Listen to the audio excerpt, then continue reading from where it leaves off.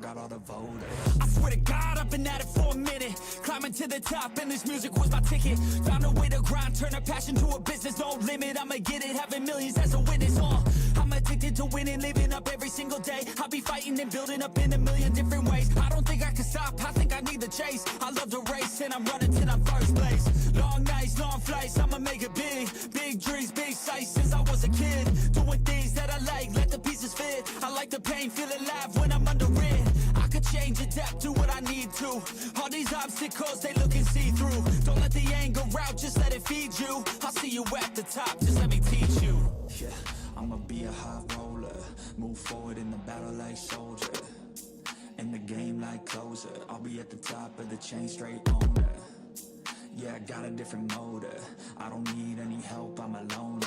You'll be seeing my name on posters. You could call me POTUS, I got all the voters. They be like, really? You got a milli from doing something silly? I'm like, chilly, I've been killing for decades now, Billy. Well, maybe like several years, but who's counting really? I just know how to turn something silly into a milli.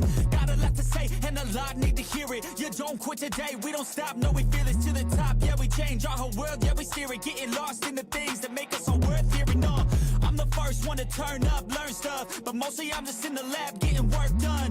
Cause the bills on the first, they still worth some. I never forget being broke, man, it hurts, son. But not as bad as not having any purpose. I took stabs, this and that, and it's working. But I still grind every day for that thirst. It's a curse being first, yeah, still gotta get my work done. Yeah, I'ma be a high roller. Move forward in the battle like soldier. In the game like closer. I'll be at the top of the chain, straight owner. Yeah, I got a different motive. I don't need any help, I'm a loner. You'll be seeing my name on posters. You could call me POTUS, I got all the voters.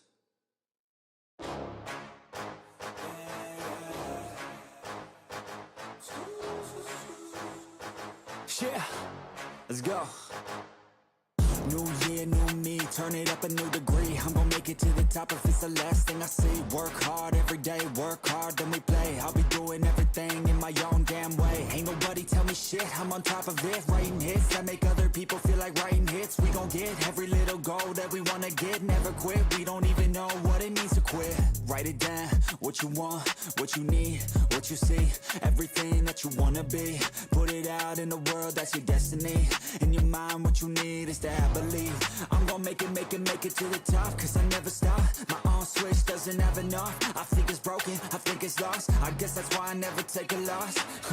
New year, new me, no fear, just be everything you wanna be. Write it down, what you see, don't give up, just believe. And you will succeed, put the hours in, and you're bound to win. New year, new me, no fear, just be everything you wanna be. Write it down, what you see, don't give up, just believe. And you will succeed, put the hours in, and you're bound to win. Make a deal with yourself that you'll get after it. Find something that you love, call it passionate. Or find some passion and leaving behind adequate. Your journey starts now, time to make it happen. And you could be great, have it your way. Served up like some room service on a nice plate. The high life is only hours a day away from making a change to the life that you chase on. New year, new you, new day. Go prove to yourself you could do anything you wanna do. When you set your mind to something big that you choose, break it down to the root, chip away, gotta move. Push past all your limitations. Right now consider this an invitation. Make your worth go up like inflation. And start chasing your dreams, stop waiting. New year, new me, no fear, just be everything you wanna be. Write it down, what you see, don't give up, just believe. And you will succeed, put the hours in, and you're bound to win. New year, new me, no fear, just be everything you wanna be. Write it down, what you see, don't give up, just believe. And you will succeed, put the hours in, and you're bound to win.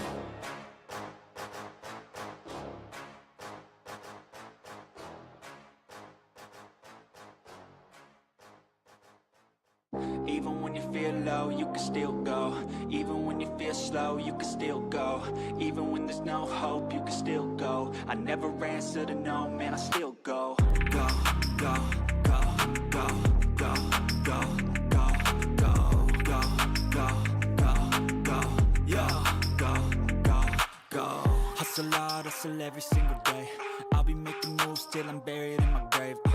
To the system, I don't wanna be a slave. I've been doing shit my way, or the highway. And in the driveway is a nice range. Cause I grind through the climb, I invite pain. You'll never ever hear me, bitch, nah, I don't complain. Just gotta flip the switch and you can go and obtain anything you want, anything you need. Your mind's got the key ingredient, it's belief. They deceive with the negativity, but I just slide right by that energy. Even when you feel low, you can still go.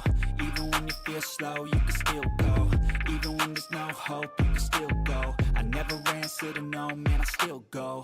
Go, go, go, go, go, go, go, go, go, go, go, go, go, go, go,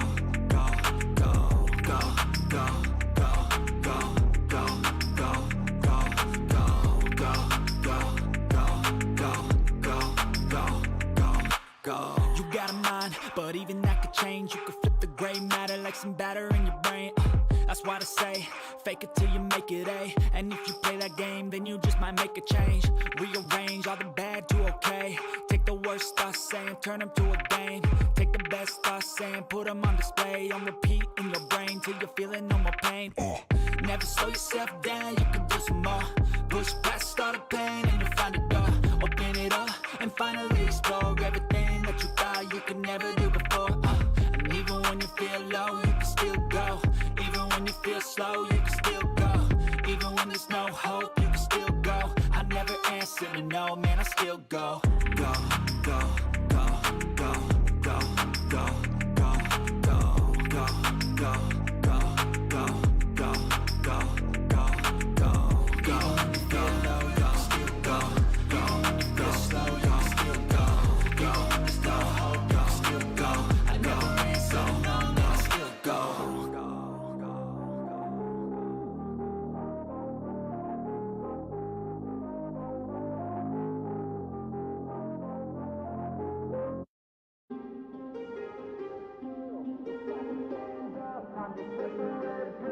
To make this our world, gonna die on this hill. Be ready to fight and be ready to kill. You cannot stop me, I'ma make it to the top spicy. Call a covenant, not cocky, you cannot break me. This world's mine for the taking. Got an itch, man, I'm making. I'll keep my head down and grind and be patient. I'll take a stab at the top and the sailing. They can all try, but you cannot contain it. Cause I see the things that I want and I take on my goal. Push myself to the brink, no limit. Do what it takes to be free, committed. I'm a little obsessed with things, I'll admit it. But that's what it takes to get a freedom ticket. Got a killer instinct and it's just the beginning. Breaking down walls and the hurt start thinning. And the more you push, the fast start trimming. Till you're the only one standing up straight, winning all. No, we never sit still. It's time to stand up, time to take the red pill. To make this our world, gonna die on this hill. Be ready to fight and be ready to kill. We never give up, no, we never sit still. It's time to stand up, time to take the red pill. To make this our world, gonna die on this hill. Be ready to fight and be ready to kill.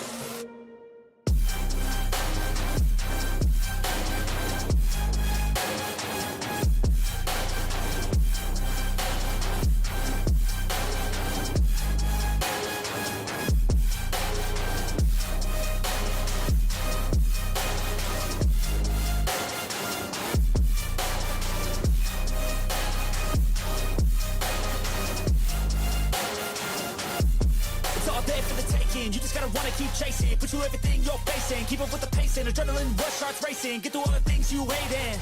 Don't let the others in charge of your dreams. They just don't know what it takes to be seen. You see the ship take control of your team. And if you're alone, then a one-man army. So you better be starving. And you better be carving. Through the hate, keep marching.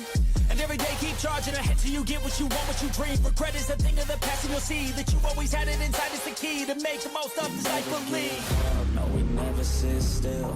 It's time to stand up, time to take the red pill. To make this our world, gonna die on this hill. Be ready to fight and be ready to kill. We never give up, no, we never sit still.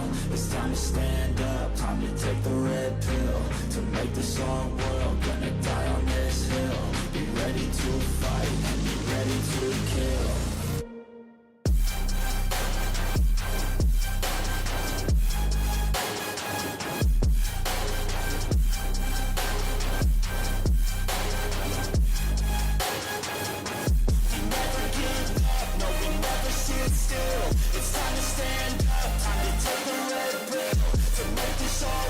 Gonna die on this hill. Be ready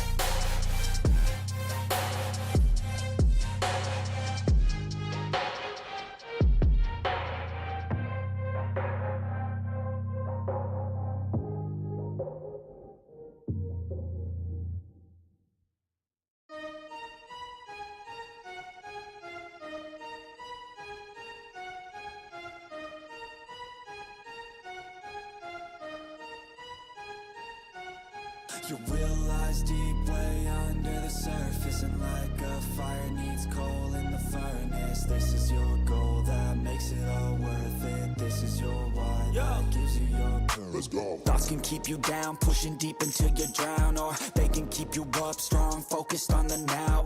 Glass half full, or has it been emptied out? Well, that's all up to you and your mind. Do you doubt anything, everything, not a thing? Make my thoughts work for me, manifest what I need, what I want, what I see. I could be anything, I attract all the things that I see. I believe I'll achieve as I breathe in and out again and again. I don't doubt, I sit in a plan and I found out that I can execute if I'm driven, if I listen, if I learn all the wisdom. Read some books, something written, watch the best, teach a system I invest. Never hidden, I ain't scared, ain't no chicken, I take dares. I'll be winning, you get back what you're giving. Find the reason that you're living, what you're good at, all your gifts and what you love. Take a risk and find out what you've been missing. You realize deep way under the surface, and like a fire needs coal in the furnace, this is your goal that makes it all worth it. This is your why that gives you your purpose. You realize deep way under the surface, and like a fire needs coal in the furnace, this is your goal that makes it all worth it. This is your why that gives you your purpose.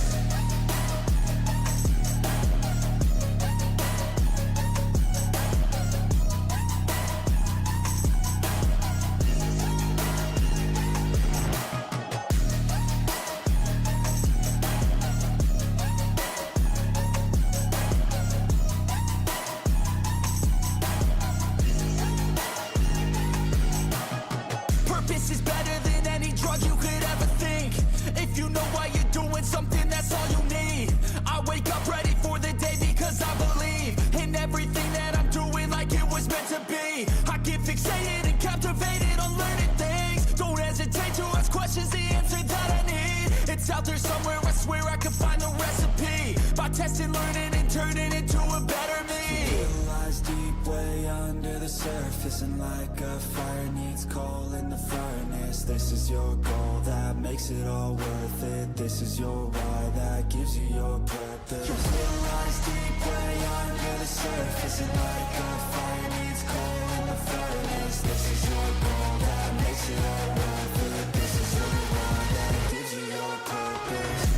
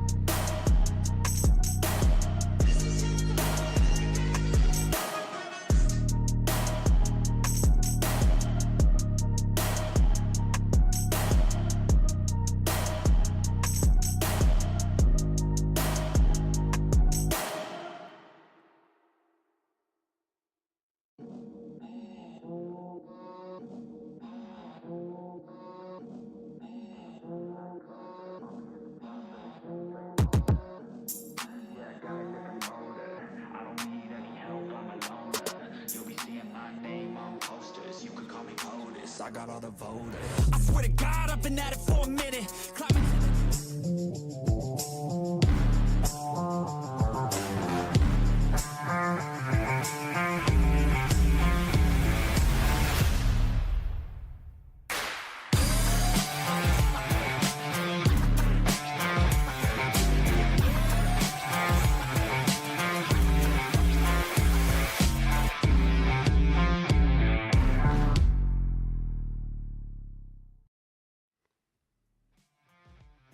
Good afternoon, everyone, and welcome to the Plausible Gaming Championship Series Season 5 finale. Today, we're going to crown an EU champion over the course of 6 maps, and boy, is it going to be a good one for the glory and for the cash money. My name's Llama77, and that handsome fella sitting right beside me is the one and only Puffo Bob. Mr. Bob, how you doing today?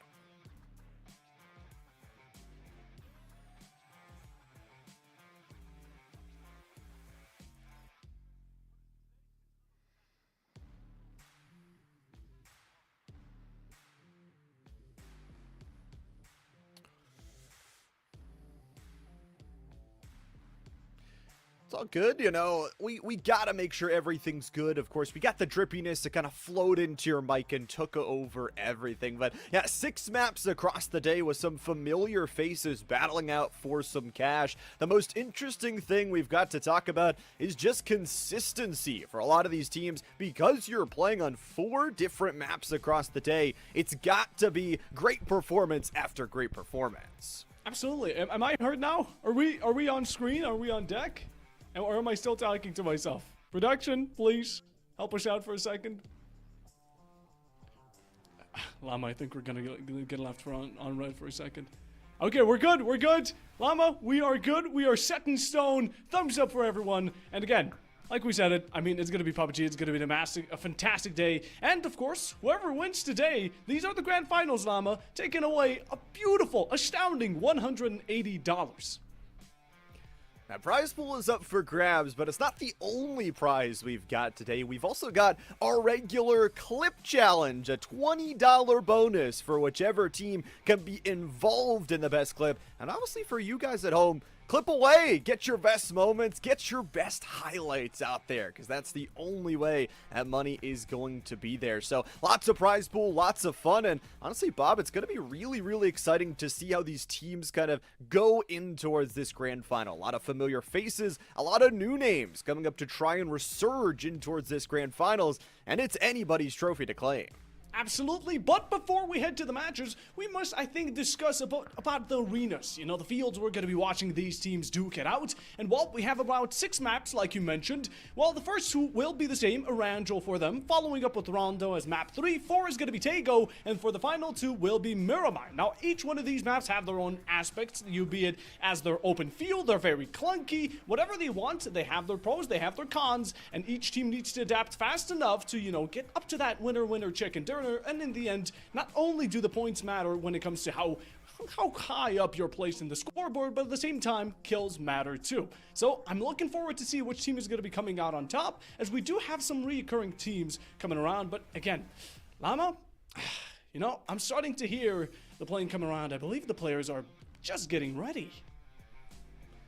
Sounds like so. Map number 1 is ready to go, it looks like. And that big difference you talk about between that first and second place finish, a 4-point differential. So yeah, kills matter. You've got to find that fine line of where to fight, where to survive at. But Bob, it's very important. If you get that winner chicken dinner, it is just such a boost to your overall score. It definitely is. It gives you that heads up, it gives you that top, and it shows also teams that you may be a target they don't want to mess with. Now, of course, when it comes down to PUBG, everything is going to be mattering a lot in the early game. There's a lot of teams that want to go in for those hot drops, come down early, get some kills, but it is the battle of the fittest, and whoever can come out on those, I would say, groupie-ish kills is going to be the one to actually take it away, get a bunch of points, continue on, get some loot, yada, yada, yada, as PUBG does. But the one thing we cannot forget is why we're even here. PlausibleGaming has built up such a fantastic, non-toxic community here for everyone to gather, to play, to give themselves a shot, and of course, join the Discord. If you want to find some friends, maybe some future, maybe even partners, whatever you want to call it, people to play alike, be it skill difference, be it, you know, in the end, skill-based matchmaking, you want to get people to play, you're looking out for groups, this is the perfect place, so make sure to get on the socials, get into Discord, and start having a blast with everyone else there, since this is community-based. Talking about the community, I mean, we've got a really nice 20 set of teams that are competing on the day today. Storm on Request, one that stands out to me as a fiery crew that's been very consistent over the course of our multiple events. Grove Street, another one of those fiery teams as well. But man, Bob, every single one of these 20 has earned their spot in this final. There's a reason they're here, and there's a reason they yet again want to show why they deserve to be in one of those top placements. Some of them a bit more reoccurring than the others, and well, while we speak of them, I saw 7 Gaming in there. I'm looking a lot since we saw them in series number 4, that they proved to be quite a strong team. Now, as we go for the others, I mean, there's also some placements we could take a look at. I mean, again, these teams, when they came down to these final grand finals, there were a lot of them who were knocked off, and there were some who were kept in.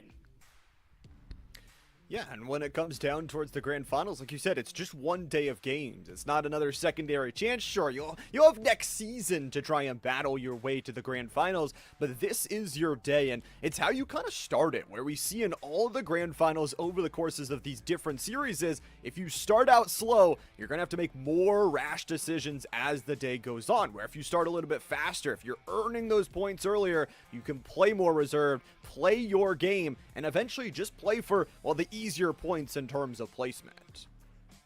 Absolutely. Well, as we're just readying up, again, we are absolutely astonished to see what's going to be coming about. To remember that overall, this is going to be a couple of maps. So if you don't tend to, perform the best at your very peak performance in map number 1, there's always 5 to remain. But the more chances you lose, the slower and the thinner, the slimmer they all get. And well, sooner or later, we're going to see which one of these teams are going to be coming through. Now, of course, I'm going to be asking you, Llama, just for a bit of fun's sake. If you were to put your money onto anyone, is there a name that rings a bit of a bell to you as who could be one of those top 3 contenders? I think I've got to take my Stormy boys. Storm on request is who I'm going to put some cash money on. But as we said, Bob, 20 great teams. And taking a look at this plane, it's the worst plane in the world, I'm not going to lie. Yeah, it may be, a bit efficient-ish, but in the end, what matters is that it carries a lot of artillery and a lot of kill-hungry players that are now dropping very early down, looking to claim some early kills. We see Navi as well coming about that bottom left, trying to maybe sneak their way into Primorlic, but again, it's going to be this mid-side. We see so many teams just dropping out all at once, and not much hot drops from the very beginning. Not too many teams looking to fight early on, and kind of establishing your position in this map is going to be ultimately very important. One of the reasons is this is one of the repeat maps to start off our day. So if you can land somewhere solid, establish that you are the owners of a high loot dense location, and then fight your way out of it, it's going to scare those other teams around you. So for a lot of teams, playing a little bit safer to start out, but of course with Erangel being map number 2 as well, we'll have to see what those repeat performances bring.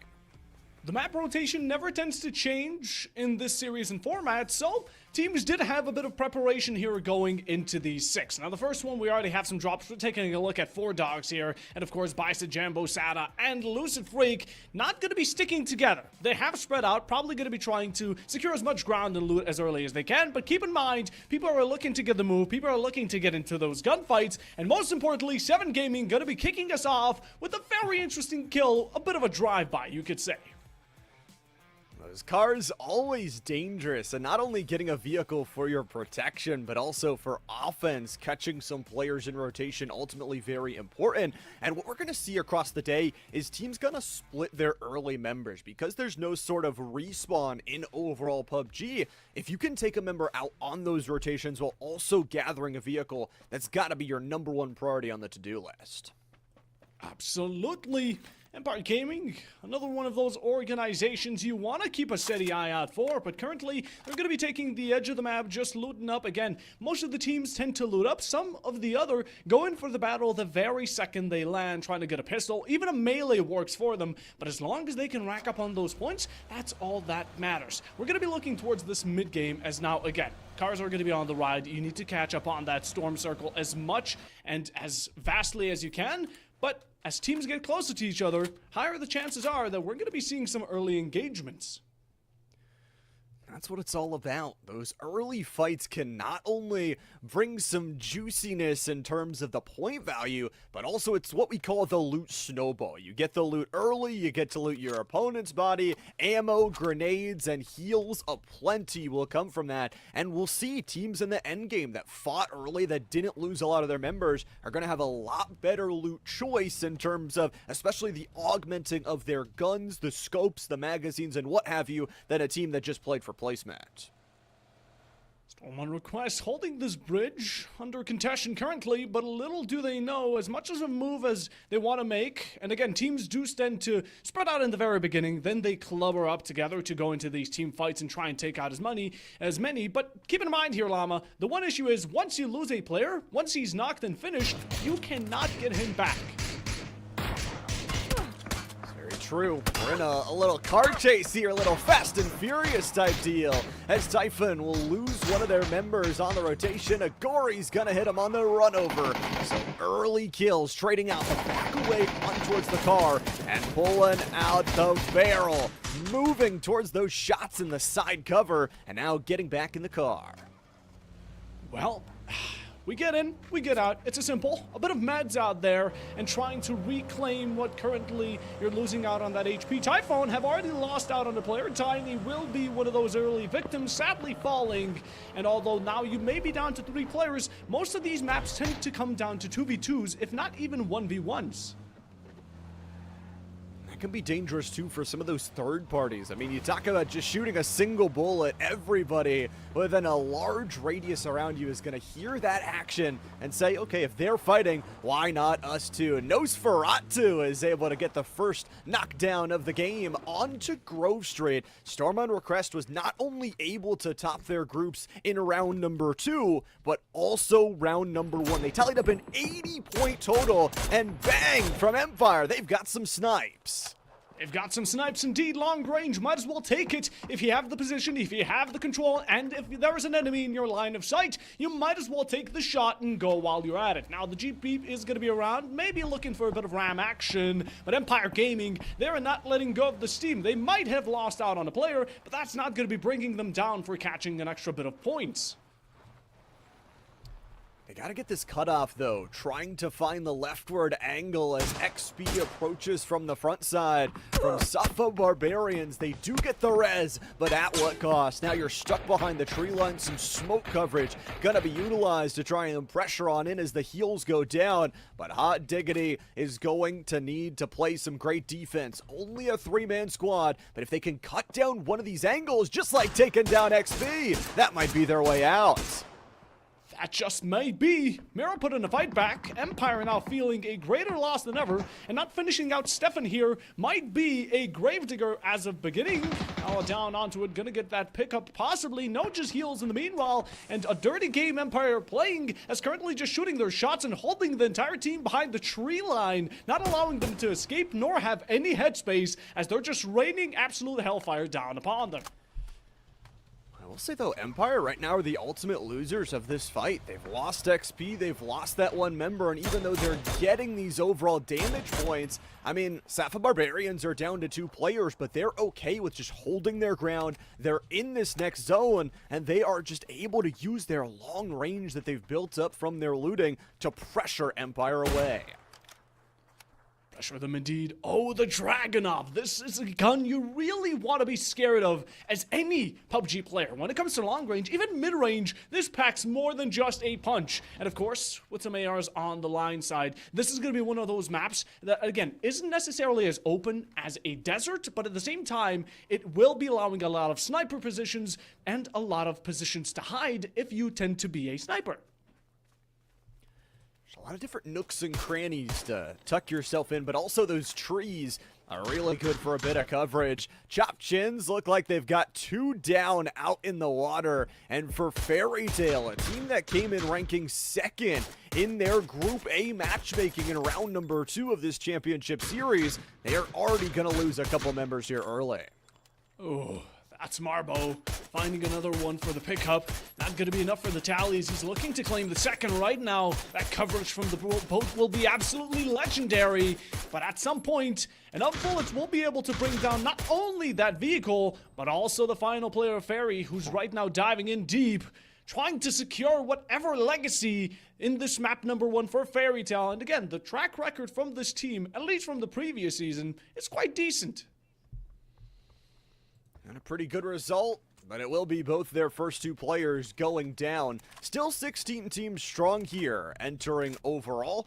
And it is going to be interesting to see when you land on some of these ridge lines. You get the opportunity to cut down some of those boat rotations. If you're not inside the zone, we talked about how really cramped it was down towards the southern side because of, well, the plane dropping everybody more towards the southern side. So those rotations were very, very clumped together. We'll see if we get a different plane going into map number 2.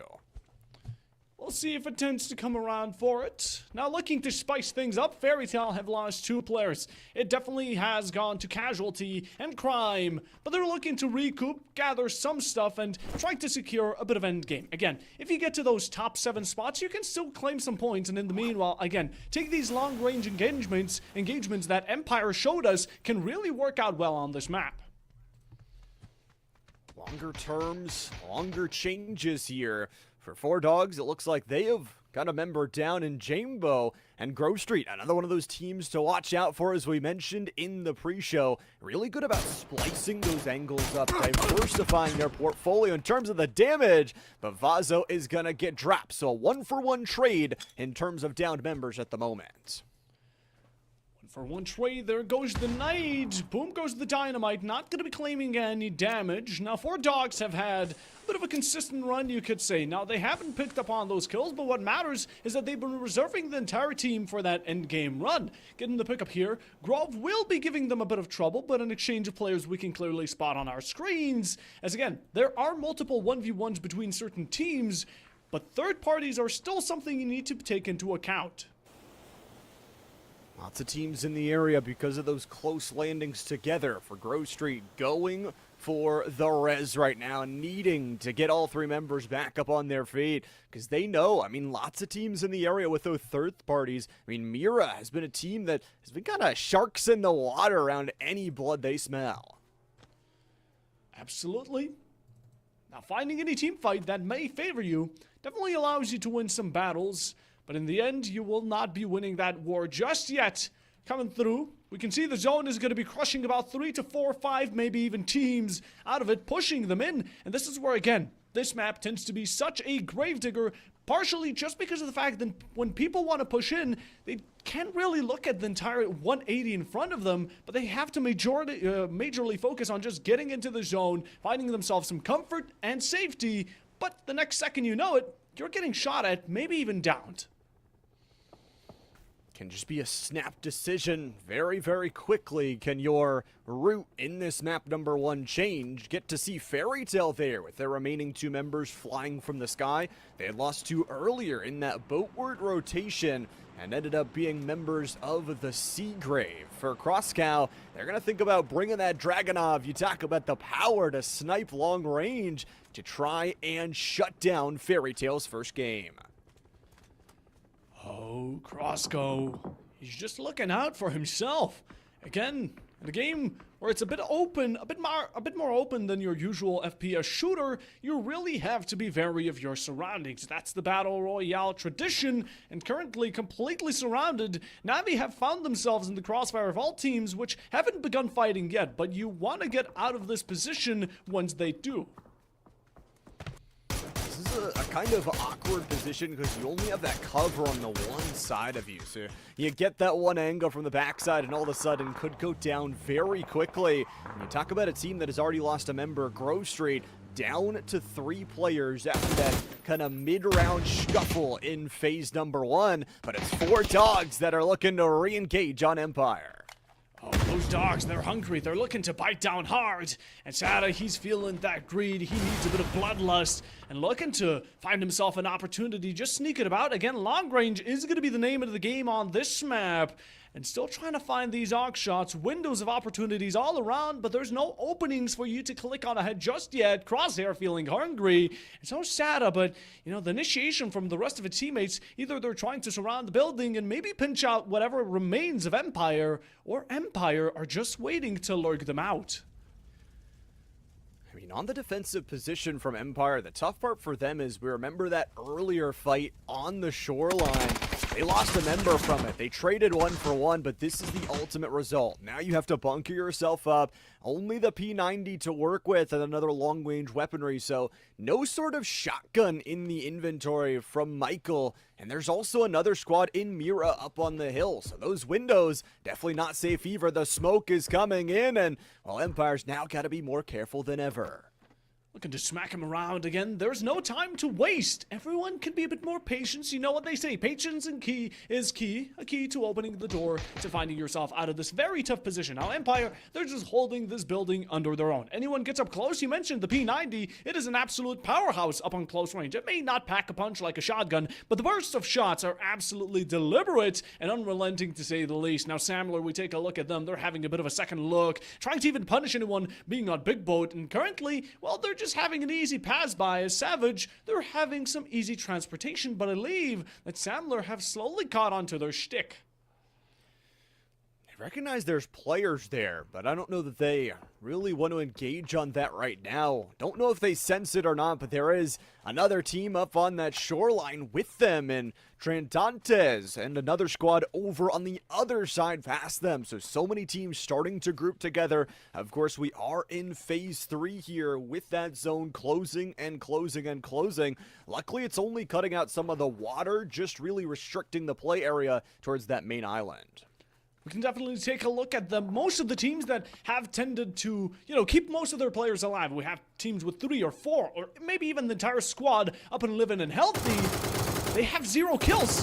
The others are taking some shots. They're taking some opportunities and maybe a bit of a gamble, but coming out with points. As Ogiri is going to be one of those rare standing teams with not each single player alive, but at the same time, they've gotten themselves 2 points on the board, even looking to get an extra few, but being spread out as they are may tend to work against their favor. It's that differential approach. It's often leaves you in one-on-ones, and for better or for worse, that can allow a team to overwhelm you very quickly, but also allows them to build up positions like this. They have trapped a member out behind this kind of back fence line and able to take 3 different angles. Safa, by the way, get a down and a finish there, so we are seeing players start to drop like flies. Like flies indeed. You peek out and the next second you're dead. A lot of kills, a lot of downs, even more here. Empire still fighting a good game. Even with those 2 players, half of the squad up and living, they're going to be putting up more than just a fight, although Navi TBA will be there to put an extra point or 2 down. Now, Dogs are having some issues as Sada goes down. Not going to be a finish on it, but Empire are definitely giving them some trouble in making headway for this building. I don't hate this play, though. You go for the res with a little bit of window crossfire. Jambo's going to be watching to make sure that opportunity does not come through. Now, the problem is going to be, is there going to be engagement up the stairs? It feels like that high ground advantage, always so good, can just peek through the stairways here, as their opponents would have to walk out in open area. And the bigger question is how fast can you finish this one? Empire's only down to 1 member, so theoretically you could rush them 4-on-1, but we've said it, that P90 can do some damage. Yes, it can, Michael. This would be your catalyst. You find 4 dogs in 1 quarter, you spray and pray, and manage to find some beautiful points. But in the meanwhile, we talk about kills. That's going to be Aragori going with another, finding 2. 4 dogs find a finish onto Michael as Empire fall. And Samler eliminated in the meanwhile right prior to it. So guns going down. These are the final double digits we're about to be facing. And we have TBA dropping the board too, as this is going to be the 3rd team in a matter of seconds to be given off. I like this so play, though. I'd say our later drop from our first team ever than usual, but players starting to really drop. Mira picking up a clump of kills there with a double. 7 Gaming also getting involved as Grove. Project Aches left will be able to pick up the finish on Tucuxi. It is going to be interesting. You got to get top 7 for those overall placement points, but there are a ton of players in this lobby. If you go within just placement points, you're missing out on all those kill potentials. The first 13 teams are to remain. 3 were dropped earlier, and many more remain with only 1 or 2 players, which is going to be lowering that number in any amount of time. Some nades are out, shots as well. We do see explosions going off, and this is going to be a battle for the hill. The winner of the hill right now, Gory, just hiding behind tree lines again, trying to take cover as much as they can and take nature to their advantage. 7 Gaming have been pushing them to a brink, and just as they were at their edge, 7 Gaming decided to retreat with cars on the standby, and just maybe waiting for another team to wipe them clean. Yeah, Gary's got to be careful, though. That storm right now is a 3-tick. It will just vampire away your health bar very quickly. For Savage, down to 3 members in their own right. Not great health bars. That's a great peek. Mira get their knockdown. They are in an awkward position with Savage on that kind of low ground play. They have the tree coverage. They have the rocks. And they're just looking to get their finish. Oh, Zen, he's pulling off some nasty lineups here. He's just chucking them all down. Hot potatoes, left, right, and center. But Mira will be finishing off the job they begun, and Savage will be eliminated under all this pressure as it breaks them down, crumble like a cookie. And Mira now with 6 kills, all 4 players alive, and looking to be one of the top contenders that could possibly make it out as long as they play their cards correctly. They've got a great position to enter with some already guaranteed points in terms of those kills. That was the 13th team to fall, 12 left to go. But Storm on request. They are a team that fluctuates in terms of what the tempo they bring to each section of the game. Those early fights, already a single kill, but keeping all 4 members alive. Fairy is going to lose yet another player. That might bring them down to just 1 left to go. But 7 Gaming, they are fighting, and they take down Ayagori with some beautiful nades. Oh, the tree falls, the rooted, absolutely rooted out, and Agora, like you said, it's going to be down to the count as now 7 Gaming is going to be one of those powerhouses yet again, but we talk about elimination, and Barbarians are the ones to follow, making number 10 in their placement, which will sadly not be enough to capture any points. Now, Typhon, we have some shots out. That's going to be still some Rebellion coming out for Dogs, one of those teams you really need to keep an eye out for. Looking to hit some of those bullseyes as 7 Gaming and 4 Dogs are going to be having a between each other, looking to aggress. This is going to be that close range. Again, the P90's been covered all the way from close buildings to these large containers, and just making an extension right now. 4 Gaming might be pinched. This is just a tough position overall. 7 Gaming is going to lose one on the rotation. There are so many teams that are outside this next zone, and the zone pulled south away from a lot of coverage. There really only is a fence line to protect yourself. So now everybody is searching for position, battling what teams they can, but the third parties are going to be turning into 4th, 5th, and 6th parties. Oh, the count just keeps on going off, and 7 Gaming, as much as they were beginning to show off a bit of reigning terror, in the end they bit off more than they could chew, and now it's going to be bringing it down to them. Kasu might be falling to storm damage unless he can heal himself and get back in the fight full on, but currently it's looking like a dire situation closing down. Being the edge players, we have the last finals, 9 teams closing in on each other. Even Mira still putting up a fight, trying to shut anyone down. They've racked up 6 kills, looking for maybe the 7th, 2 for each, just a hat trick you could call it, and in the end, right now still playing their own game. Popping the energy drink, gotta stay dehydrated out there on the court while you're battling against the other 8 teams to try and walk away with that chicken dinner. Grove Street having, well, what they want as 4 Dogs get eliminated by the final member of Fairy T. It actually looks like they hit that res, so Wows and the other member will be up and fighting as Mira, not too healthy on the health bar for Fana FPS, but picking up some really nice kills with that headshot.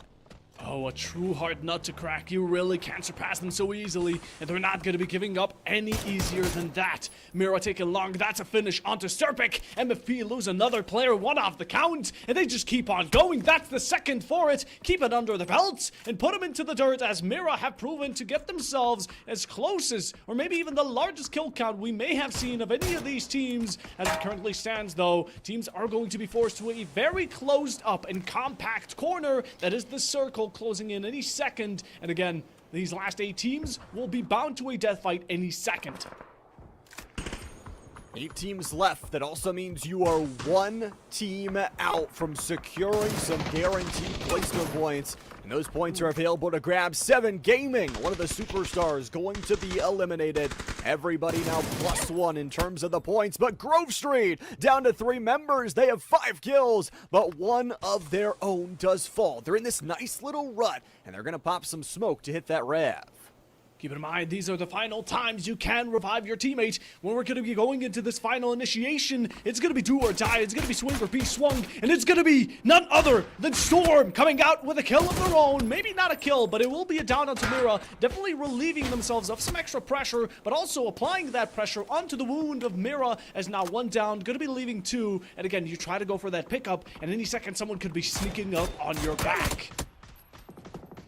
Storm on request, I mean, I don't even know how they got that position. They were one of the furthest north teams up in the military base. They fight for that little fence line, and Reactive will get their kill finish by nature of a headshot. But how about the long-range snipes from the NK-12? There goes GTA 210 KZ. Calazine, the player to take him down. Oh, what a name and what a game we're talking here. A lot to say, but currently MFP, Crazy Jetko, he's trying to take it all down by himself, but a single player surely won't do it. As a killing spree for both these teams, 2 will fall, 4 will remain, and so much has gone down in a matter of seconds. Storm on request falls, many more teams to follow, and now it's down to the final 4, as only 2 teams with 3 players, Mira and CC with 2. Will that be enough to satisfy their lust, and of course their greed for kills? We're about to find out as, oh, I'm feeling some bloodshed. I can taste it on the horizon. Mira already, though, their kill numbers are insane. No matter the result, they are guaranteed to already have a 14-point game. And with the 2 players they have left, they want it all. For Grove Street, they have been silently building up a phenomenal game of their own. 5 kills on the combination, and they've actually got a really nice kind of center zone positioning where they can play this hill line and rocks to all those dirty head peaks. The climax is about to kick off, and we're just waiting. All these teams really want to be as cautious as they possibly can be. Keep in mind, the first one to start the initiation will be bound to a third party, maybe even the fourth. Like we said, it only counts up from there, so you don't want to be the ones to start us off, but at some position, you will be forced to defend yourself. Be it that, or be the first one to try and collect some early kills in this final situation. That's your best bet to go with, but which of the 2 choices will you pick? It depends on these 4 teams to smart it out and see what they can figure. I think Chop Chains are probably in the worst position out of the 4. They've got a little bit of a fence line, but they're going to be the first to move. They're right in between 2 teams that both have coverage on their own. For Mira, they've got a little crouch down position that they're going to have to crawl their way to a little bit of cover. Even though we talk about this map as a lot of trees, a lot of cover, this is the little solid patch that brings out the open field perfect for an end game. Oh, look at Groove. Oh, poor CC right now. What will they do? They're just laying down, waiting it all out, maybe trying to get themselves cozy with a blanket on top. But again, a single position will get you extra points. So as long as you can survive to the final 3, maybe even the final 2, you're going to be looking golden. It's an opportunity for the Platinums, and hiding behind this wire, just making sure these walls will cover your entire body, it's a good strategy, especially when you have 2 players, and some teams may even have more. I do just love that plane positioning. Project steps up to the top of the plane, and the baited out shot there will gather some information on where Typhon is going to be playing from. And Grove Street, I think they know. They cut off their angles towards the left side. They view the right side first. The only thing it exposes them to is Mira on the other side, and Project is just gaining a wealth of information from this position. Absolutely delightful to see here. Grove have not only taken it up and stepped up to the task and going towards this middle position, also taking high ground, having an overlook and a see over the entire situation as it forces a lot of these teams to crouch down. Typhoon will be making a move but drop down to their car. No ride will be able to protect you for long enough. Pop Tire is not much of a move on, and everyone just hiding for their dear safety. But at some point, we're gonna need to see a move. Typhon tries to make it some damage in it. The Storm will be taking a bit of that HP, and you do make a move, but now you will be setting a target on your back. Oof. Lots of places to look, though. Grove, the first to fall, will lose a member, and that finish coming through from Mira. 13 on their kills as that Storm starts to rip them apart. The fall down from the Storm, it's all down to Cal and Zine to try and keep the team alive. Again, so many different places to look, though. Grove Street is going to look a different way. Mira losing their second member down to just 1.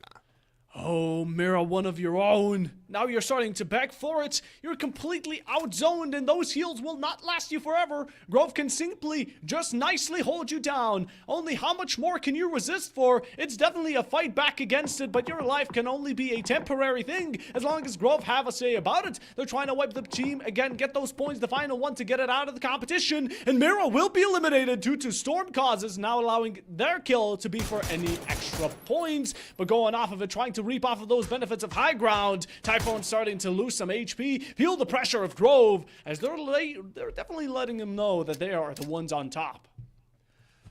Watch this nade, though. Project is going to lob one long over the fence line. It's going to do just about a 20% marker of the health bar of their opponents. But now you've got to watch. This is the awkward three-person triangle. Grove Street, the only team inside of that next zone. But the good news for Typhon, they've got a lot of smoke grenades to help conceal their coverage on this move.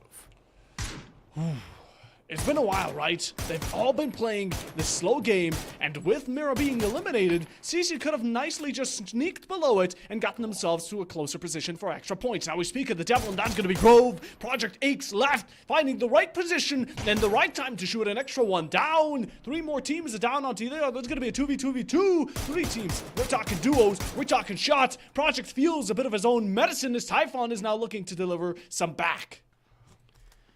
The interesting thing is that third player Typhon was resable, but is outside of the next playable area. Vazo goes down. All of a sudden with some lobbable nades, this could be a difference maker. Vazo dies to Squinksy on the rotation, and it's all up to Project Aches to try and clutch up for Grove Street. Oh, it's all down to them. There comes the nade. Doesn't land perfectly, but will be diving in a bit of a tick. Now looking for Thunder to strike twice. Pro Grove, the only chance you have at winning it out will be Project, who has been holding this power position for much more than he needs to. And CC Typhon, again, they've been waiting it out. The second he peaks, they're going to be taking their shots if possible. It is 1 against 2 from each of these teams. Typhon, they could go for that pickup, but I don't think that's a risk you would call worth it. I'm just surprised Chop Chins are still alive, man. They have been holding that fence line. Finally, Squinksy is going to get found out on their crossing rotation with the crawling area. This is the final phase. All 3 members of Typhon are up, but these 2 solos could cause them some trouble. Oh, yes, they could. It may just be one, but it's a one-man army for each of these teams, as a lot is on the line currently, and it's down to the wire for every single one. Now, Typhon have gotten the pickup on their third player. They have the numbers advantage. Finished off the storm. That will be on to Squinzy, and currently, it's 3 players against 2 solos. It will be an absolute wreckage coming in, and unless Grove and CC can currently muster their strength and play this together, they will be falling down to quantity over quality. One peeks out. That's going to be Project with a double down. Oh. And Typhon, they haven't reset it to their bottom primal position. Now just looking to finish the job. He gets it! And Project Aches from the top down to the bottom, 0 to 100. He's looking for the final ones. The magazine clicks. Winner, winner, chicken dinner. And none other than Grove Street will be taking it home for the first map. Insanity gets a quadra kill there. The triple on their opponents to start it out. And I mean, doubt Project, doubt Grove Street no more. Walking away with that chicken dinner. And the biggest thing going in towards that kind of final rotation piece, they were already sitting at 5 kills. They're going to tally, it looks like up to 9 kills on the finish. And that ability to just get kill after kill after kill and clutch up is something we've seen from them not only this series, but across every series in the past, and that's going to start him with a nice bonus of points. That's going to be good. That was fantastic from Grove. Since the beginning, we saw them performing quite well. They played it safe, and in the end, they prevailed. And of course, giving credit where it's due, Project was an absolute menace. But for now, before we head to map number 2, grab yourself a snack. Llama, I think we're feeling a bit dehydrated, so let's get that water running, and let's have a short little break.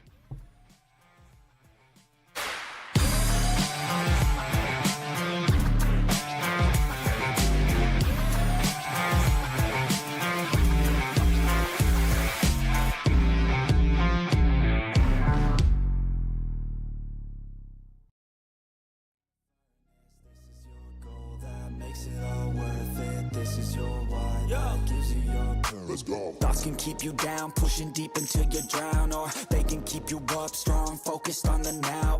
Glass half full, or has it been emptied out? Well, that's that's all up to you and your mind. Do you doubt anything, everything, not a thing? Make my thoughts work for me, manifest what I need, what I want, what I see. I could be anything, I attract all the things that I see. I believe I'll achieve as I breathe in and out again and again. I don't doubt, I sit and I plan, and I found out that I can execute if I'm driven, if I listen, if I learn all the wisdom. Read some books, something written, watch the best. Teach a system I invest, never hidden, I ain't scared. Ain't no chicken, I take dares. I'll be winning, you get back what you're giving. Find the reason that you're living, what you're good at, all your gifts and what you love. Take a risk and find out what you've been missing. Yeah. The will lies deep way under the surface, and like a fire needs coal in the furnace. This is your goal that makes it all worth it. This is your why that gives you your purpose. The will lies deep way under the surface, and like a fire needs coal in the furnace. This is your goal that makes it all worth it. This is your why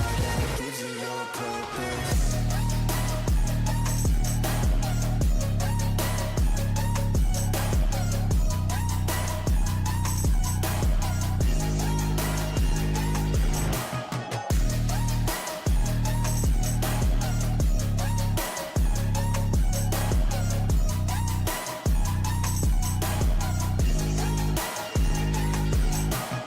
Purpose is better than any drug you could ever think.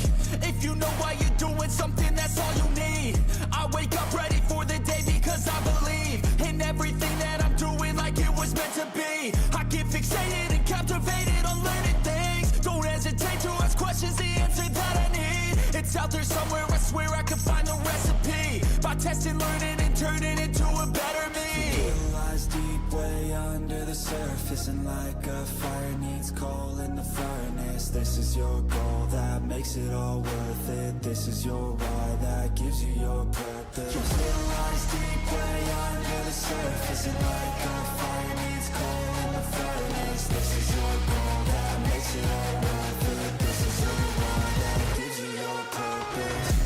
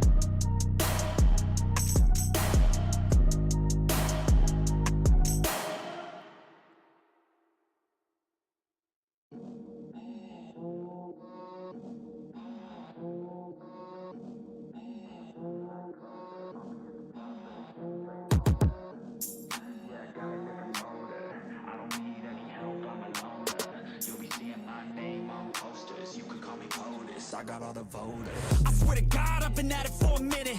Climbing to the top, and this music was my ticket. Found a way to grind, turn a passion to a business. No limit, I'ma get it, having millions as a witness. I'm addicted to winning, living up every single day. I'll be fighting and building up in a million different ways. I don't think I can stop, I think I need the chase. I love the race, and I'm running till I'm first place. Long nights, long flights, I'ma make it big. Big dreams, big sights since I was a kid. Doing things that I like, let the pieces fit. I like the pain, feel alive when I'm under it. I could change, adapt, do what I need to. All these obstacles, they look and see through. Don't let the anger out, just let it feed you. I'll see you at the top, just let me teach you. Yeah, I'ma be a high roller. Move forward in the battle like soldier. In the game like closer. I'll be at the top of the chain, straight owner. Yeah, I got a different motor. I don't need any help, I'm a loner. You'll be seeing my name on posters. You could call me POTUS, I got all the votes. They be like, really? You got a milli from doing something silly? I'm like, chilly, I've been killing for decades now, Billy. Well, maybe like several years, but who's counting really? I just know how to turn something silly into a milli. Got a lot to say, and a lot need to hear it. You don't quit today, we don't stop, no, we feel it. To the top, yeah, we change our whole world, yeah, we steer it. Getting lost in the things that make us all worth hearing. I'm the first one to turn up, learn stuff, but mostly I'm just in the lab getting work done. Cause the bills on the first, they still worth some. I never forget being broke, man, it hurts, son. But not as bad as not having any purpose. first, it's a curse being first. Yeah, still gotta get my work done. Yeah, I'ma be a high roller, move forward in the battle like soldier, in the game like closer. I'll be at the top of the chain, straight owner. Yeah, I got a different motive. I don't need any help, I'm a loner. You'll be seeing my name on posters. You could call me POTUS, I got all the voters.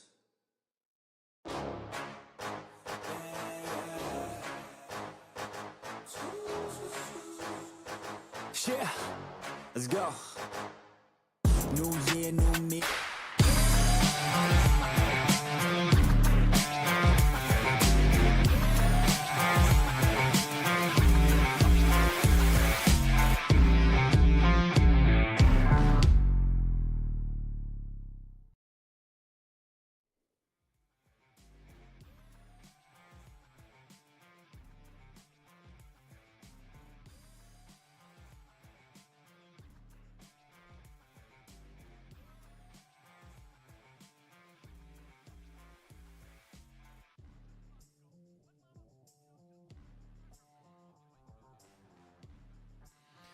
Yeah, I mean, we had a good little map number 1, and obviously with 5 maps still left to go, we'll go to the same exact map that we went to here in map number 1. So a really interesting, actually, end zone that we got to see with kind of 3 different teams resulted in a 1v1v1. But at the end of the day, I mean, Grove Street, a crew that came in absolutely swinging in their qualifier stage, was able to take the first winner chicken dinner.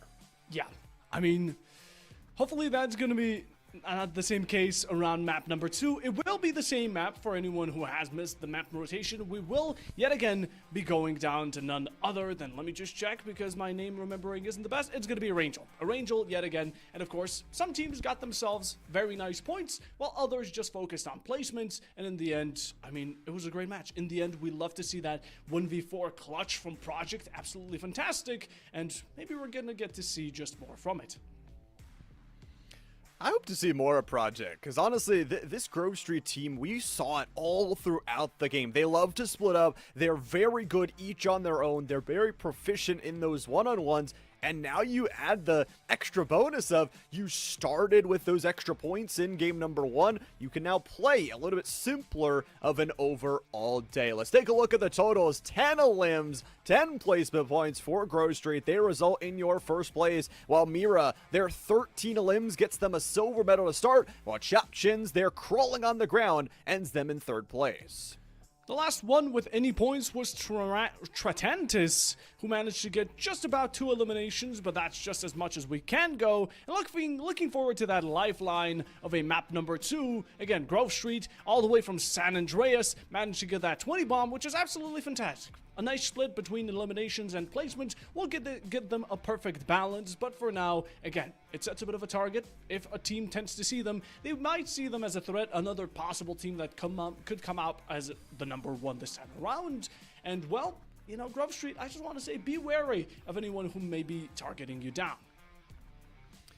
It'll be interesting with going to that same map as you mentioned, if we'll see the same sort of landings. It was a little bit weird that we got to see that plane that went very southern. A lot of teams landed clumped together, and it was near the water, so a lot of teams tried to make those boat rotations, some of them not working out. And you know, a lot of those teams that are still in it in terms of trying to acquire some of the prize pool, you're looking for an average of 5 to 8 points per game. If you really want that first place, you want to be up towards that higher end, but if you can really average it out towards, like we said, that double digits or just below it, you are still in the running. And that was just game number 1. You still have 5 more games to earn some points. Absolutely. This is going to be that number 2, and of course, as we whittle it down, there's less chances for you to come out on top. So make sure they count, make sure you get as much kills. Kills that tend to matter more than, of course, placement. Yes, that number 1 is going to get you 10 points, but then it comes down to 6, goes 5, 4, 3, 2, and 1. Whatever the case will be, for now, we're going into map number 2, and well, let's see these drops here, Llama. Oh, this is just a beautiful plane. I got my wish, a better one, cutting north to south, and it's a beautiful one in terms of map selection. It is the final Erangel map here of our set of 6, and after this one will be a third of the way done through our scoring, and through our maps. Looking out for some big dogs in terms of Mira and Grove Street to see if they can replicate their performance or if it's a new team that earns themselves the chicken dinner. Currently, we're looking for some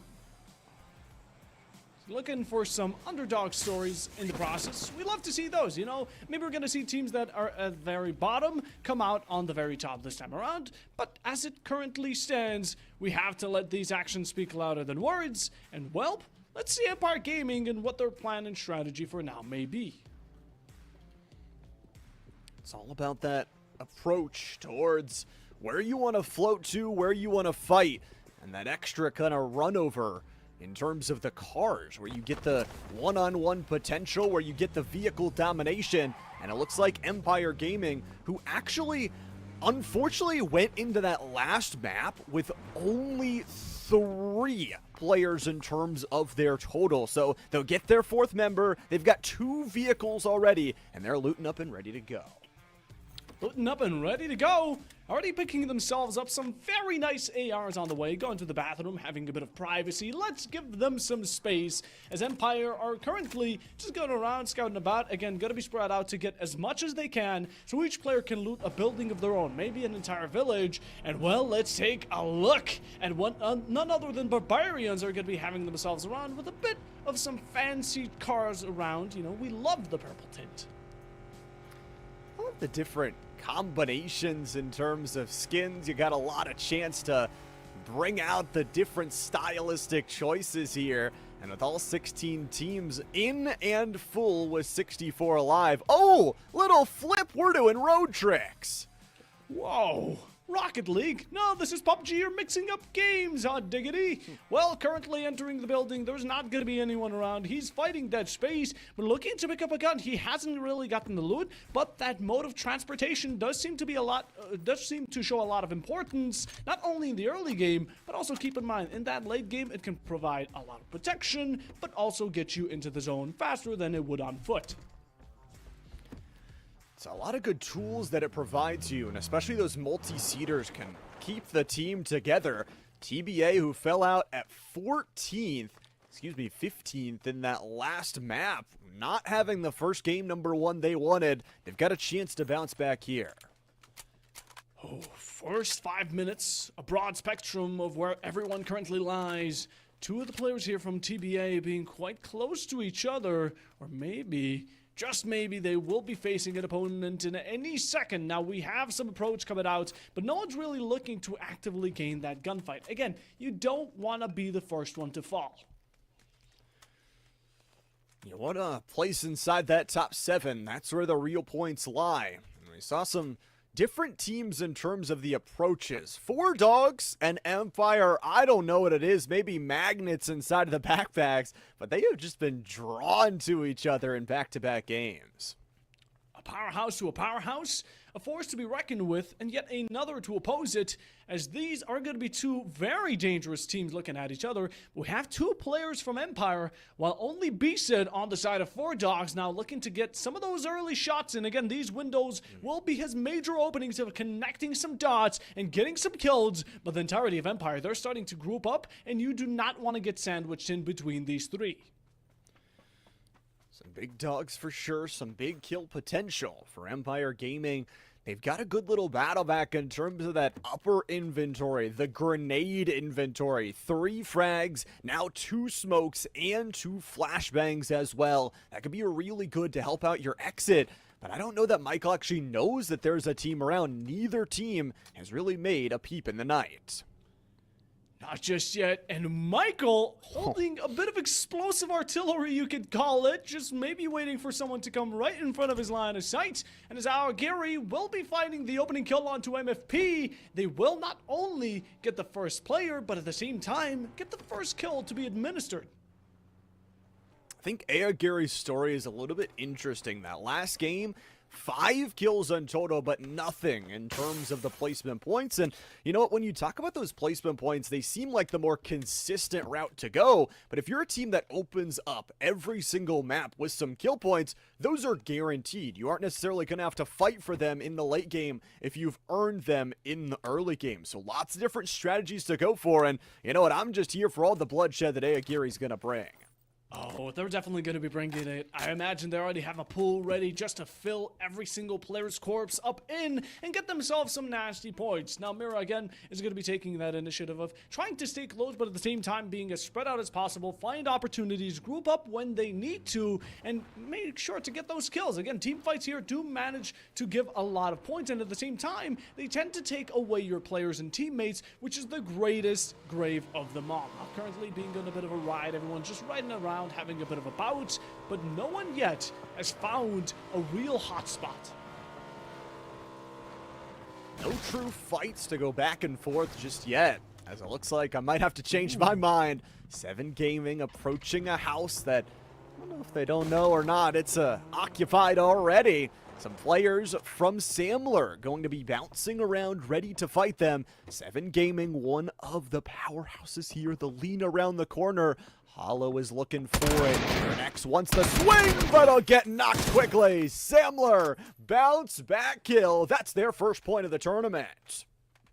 Better late than never. Samler will claim one off of 7 Gaming. One of the teams I was really hoping to see perform, but currently they're taking loss after loss, catching a bit of strays, and that's the opening for them. Some shots being exchanged long range, and Samler not having much of an issue. They haven't lost a tick of blood, and looking to still continue down this line of absolutely dominating each player that stands in their way, as 7 Gaming might be the first team that could be falling victim to that.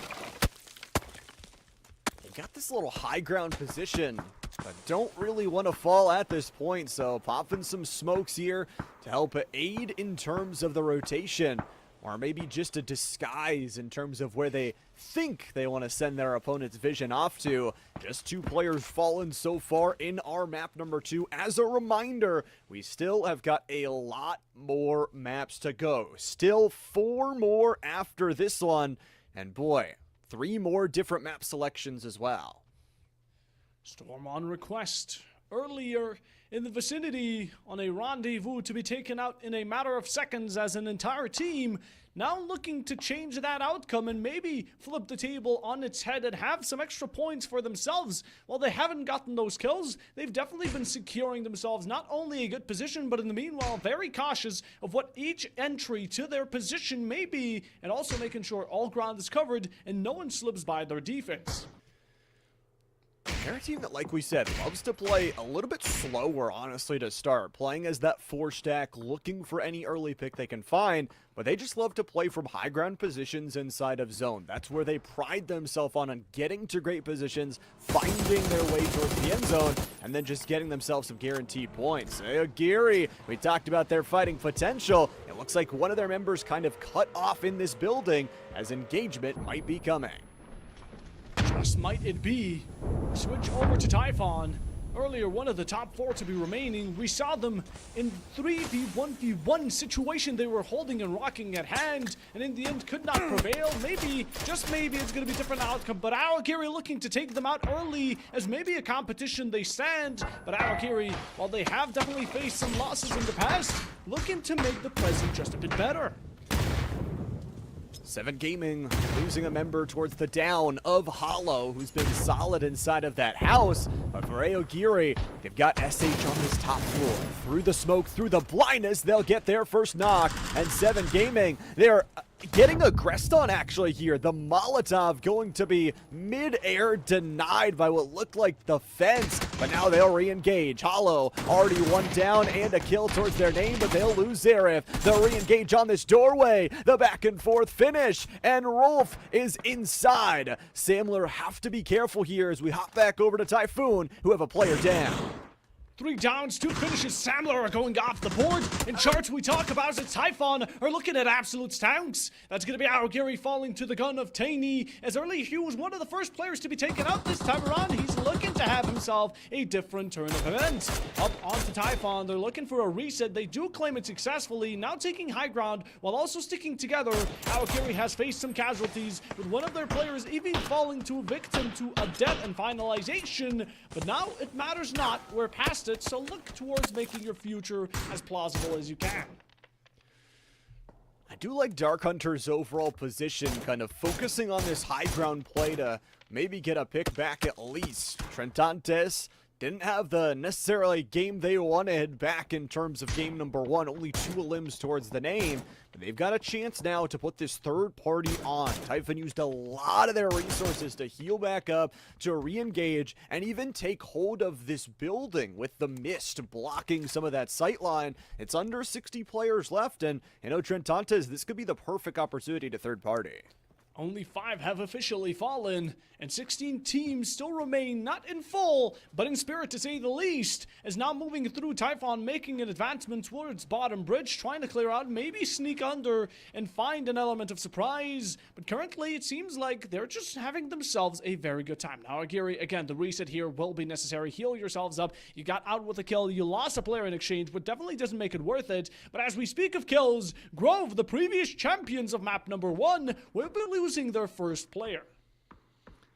MFB Clan getting that knockdown, taking it to 58 on the alive members left to go.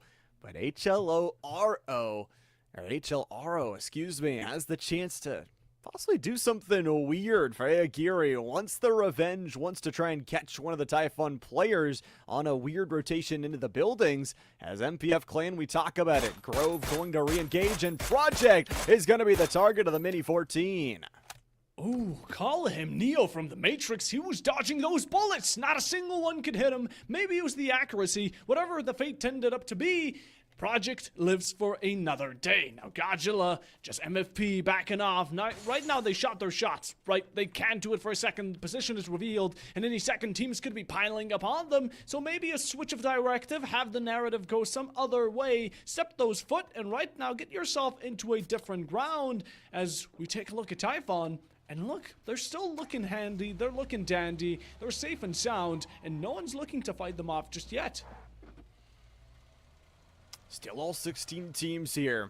This map in Aragel really pulls teams kind of away from each other on those early initial plays, and it's just got a lot of buildings. It forces those window peak fights. Storm on request, very consistent throughout their placements. Like we talked about, first place in stage 2, first place in stage 1, and honestly, their point total is just insane. 74 in that first round, 80 in the second round. They are a very consistent team that you cannot let get hot. No, you can't. Once they get warmed up, oh, the adrenaline surge. They're in the flow state, and they will not be stopped so easily. Now, Mira here, taking these hills, trying to be the king of them, and definitely giving some issues. But Samler, one of the more consistent teams that has been putting some shivers into the timbers of others, especially Typhon. Many more to fall. Empire were definitely a victim to them as well. Taking these long-range engagements, fighting the Mini 14 will be absolutely huge too. And with combination for some closer range, as we do see them just looking around 360s left, right, and now securing their ground. Again, PUBG, as long as you can find a safe space, you can keep on shooting as much as you want. I think what's incredible about finding a safe space in this map for a team like Samler, again, they dropped a goose egg. They were the 16th place team, first eliminated in that first map. Hollow now has 2 kills. You talk about Rolf, who also has 1. This team has guaranteed themselves some early points. They have 3 out of the 7 kills to start out this game, and they've got one heck of a position to watch for some more. All right, Fairy Tale, maybe you just get to fit that car through that hole. Maybe not. Yes, you do. Succession comes around, and fast transportation is what you're looking at. As we talk about it, 0 kills. Again, they haven't really taken initiative to try and push forward and be the aggressor of any fights. But what matters now is that all of their players are alive. They stacked up on loot, I can only imagine, and they're looking golden. They're rich. No budget for them. They can go all out when they want to. Mira, in the meanwhile, taking a bit of vertical gunfights, trying to shoot out a bird mid-flight. Well, not becoming to their rescue, but still still, at least they're pushing some sort of incentive. The work back towards the air. Mira taking some long shots from Typhon, who just taking every single fight they can. It seems like long range, close range, aerial, or whatever in between. Trintantes will get a knockdown onto Mira in Fakeson. Mira is right now sitting as the second place overall team with how many eliminations they ripped out in that game number 1, but a quick exit here in game number 2 could shake up their day. Smoke on to Fakeson. The fear factor kicking in of a possible loss at this moment when teams are beginning to surround you. Typhon coming in hot, drive-by we call it, and they're looking to be maybe fast, maybe furious. But what matters most is that they traverse this ground, get themselves into, again, a position where they can really sit nice and tidy. As although we hear some shots, we hear chopped chins, and we can see they're shooting their shots at Barbarians. Not much succession, but in the meanwhile, it's A for effort. Will it be a D for destruction is the question as they re-enter towards the fight. Mira, 0 kills on the name, but they got that res. Fairy Tale get the knock on 2, and here's the swing back from Fakeson. Gets the takedown. The kills are about to come through. The sideways winding fight here from Ayagiri. They've only got 2 players left. They've got 1 kill, but Mira Gaming is just exploding their opponents. What a performance! Typhon, one of your players going to be left outside the zone. This is definitely not a situation you want to be currently handed as a deck. But what we see is Tiny fall to the side of Empire's Gustav. 1 extra to follow into the grave. 6 foot under as an extra down or 2 will be delivered onto the kill feed. A lot of teams having bouts. It's all around the map, and this is going to be that mid-game we always look forward to as everyone starts to feel a bit more confident. They've stacked up on loot. They have the utility to go into these gunfights with possibilities of winning, and most importantly, they have the ground over you. High ground is extra tough to deal with as players are starting to drop. We're down to 50 in total. Fairy Tale get a full confirmation along with Grove Street, and the Barbarians are first to fall. 16th place for them in game number 2, but 4 Dogs are in such an awkward position here between so many teams. Oh yeah, they're sandwiched. They're one between the cheese, the butter, the mayo, whatever you want to call it. We're looking at a 5-star meal here. As many shots to be delivered. 4 Dogs, a consistent 3 team, even throughout map number 2. As Fairy Tale 1, Mira as well. They're exchanging shots. One falls, so does the other. It's trades and retaliations. But Tratentes will be having a bout of their own with Empire, and even finishing one of the players as Shinobi will be dropped down into the grave. Nicely cuddled in currently. 7 Gaming eliminated as the second team out of the 16.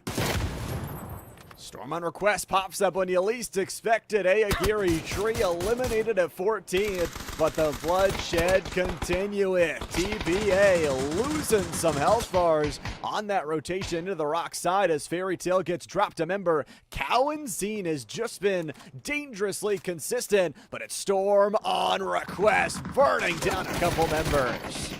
Absolutely letting it heat up, and well, Mira Gaming has fallen. Earlier, one of the top 2 teams, now to be quickly delivered and quickly, just nicely booked in a ticket for the dead. They definitely were some sort of powerhouse in the beginning. They definitely shown they can pull off some nice shots, but now is their time to go. It's time for the new age, and Grove Street still putting up.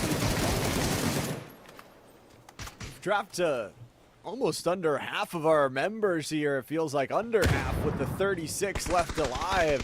And very quickly, a lot of these teams engaging in the third parties. We'll see another member of 4 Dogs drop to their knees. 4 Dogs have somehow found a way to stabilize in this little rut. They've picked up 2 kills in total. But as those nades start to rain in, TBA on the engagement. 4 Dogs takes down 2. Take down 2, and I can only imagine more to follow. It's a promising team and lineup, both aligned together. 4 Dogs right now. Again, they're hungry. They're looking for some meat to eat. And while they may just be various of what position they hold, we can take a look at Chopchins as they get 1. MFP finishes the job onto another from Grove Street, but Empire are not completely out of game. They're still fighting it out. 4 Dogs, there's 1. That's going to be sold, or rather Storm coming out on request, as you could call it. But a finish on to TBA's Flurries, as it simply is all just crumbling down. Tough spot for TBA here to try and recover. Only 2 members, you can see for Croscow, nothing in terms of the grenade inventory. Just the heals, just the gunfight, just this Ace 32 in the pocket. Season player laying down, that's the first. Ready for the rock swim, goes for the fifth, instead gets the double. Why not? That is going to fall them down to their final player, and TBA is dropped, but not for doing some damage. Oh, here comes Samler from the very top, and a lot of cures from Chapchins as they do believe to annihilate Storm, and they're going to be facing a lot of defeat. Tratantes do fall to the hands of Samler. Their name will be the top of the game, and currently we are left down to the top 9 teams. About a third of the lobby remains, and everyone just fighting for that placement, as now it really matters. A couple surprising team eliminations, though, for Storm on Request, a back-to-back game where they stack up as 4, they all die in quick succession, and now all of a sudden we are down to, as you said, just 9 teams, 2 outside of the top 7, and Empire Gaming, they were one of the early targets of aggression. They have stabilized really nicely. Gotten back onto balanced ground, not going to be stumbling no longer. And Grove Street, I believe there's going to be only 1 or maybe even 2 at most players to alive. Squinzy falls to the guns of Seifu Xiong. But eventually, it will come down to quantity. And we talked about it, numbers may matter, although Project earlier proved that that doesn't always tend to be the case. Excited to see how those solos perform in these late game scenarios, and for a lot of teams, especially Samler, that did not have a good game number 1 and might be facing a little bit of tough effort here in the midpoint of game number 2. Ombre dropped to the ground from XP. Gustav is going to pull out their own weaponry to try and battle back, but the setup positions, XP is ready for a double kill. A double kill, absolutely huge. And well, 9 teams. We talk about it, and soon it's going to be dropping to the 8, maybe 7, maybe even lower. Those is what matters most in these final. It's all across the circle. No one is going to be playing that mid-center like we saw earlier from Grove, but rather just sticking around the edge, absolutely berating with nade shots as well. Samler falls to the hand of Sterpikul, and now the 9 team is gone. 1 more before the placement actually matters for point-wise, and MFP, the current position they're currently at might be the next, but I don't think that will be the case, as Savage do get eliminated.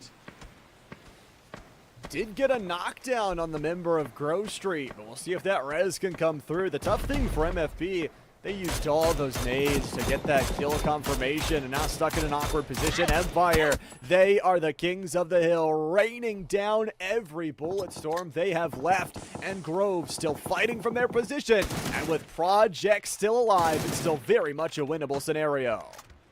Winnable it is. There's chances. Maybe it's not impossible, but it's down to probabilities. And Empire sticking it to the very top of the hill. Still taking some shots and also lives in the meanwhile. Sata will be dropped, eliminated, down to a heartbeat, maybe flatlining him too. But that's about to come in any seconds as Fairy Tail are feeling the pressure in the center of all attention. They might be in crisis mode, but that's just what gets the blood pumping. Crisis needs to be averted, though, in terms of losing a player. They had Seifu knocked down to the ground, but did get them back up. So a huge scenario for them. MFB having a really good bounce-back game of their own. Ended in that bottom 8. So trying to bounce back here is they will move their way in 2 players with 4 kills, and we're just drifting. It's taxi driver time.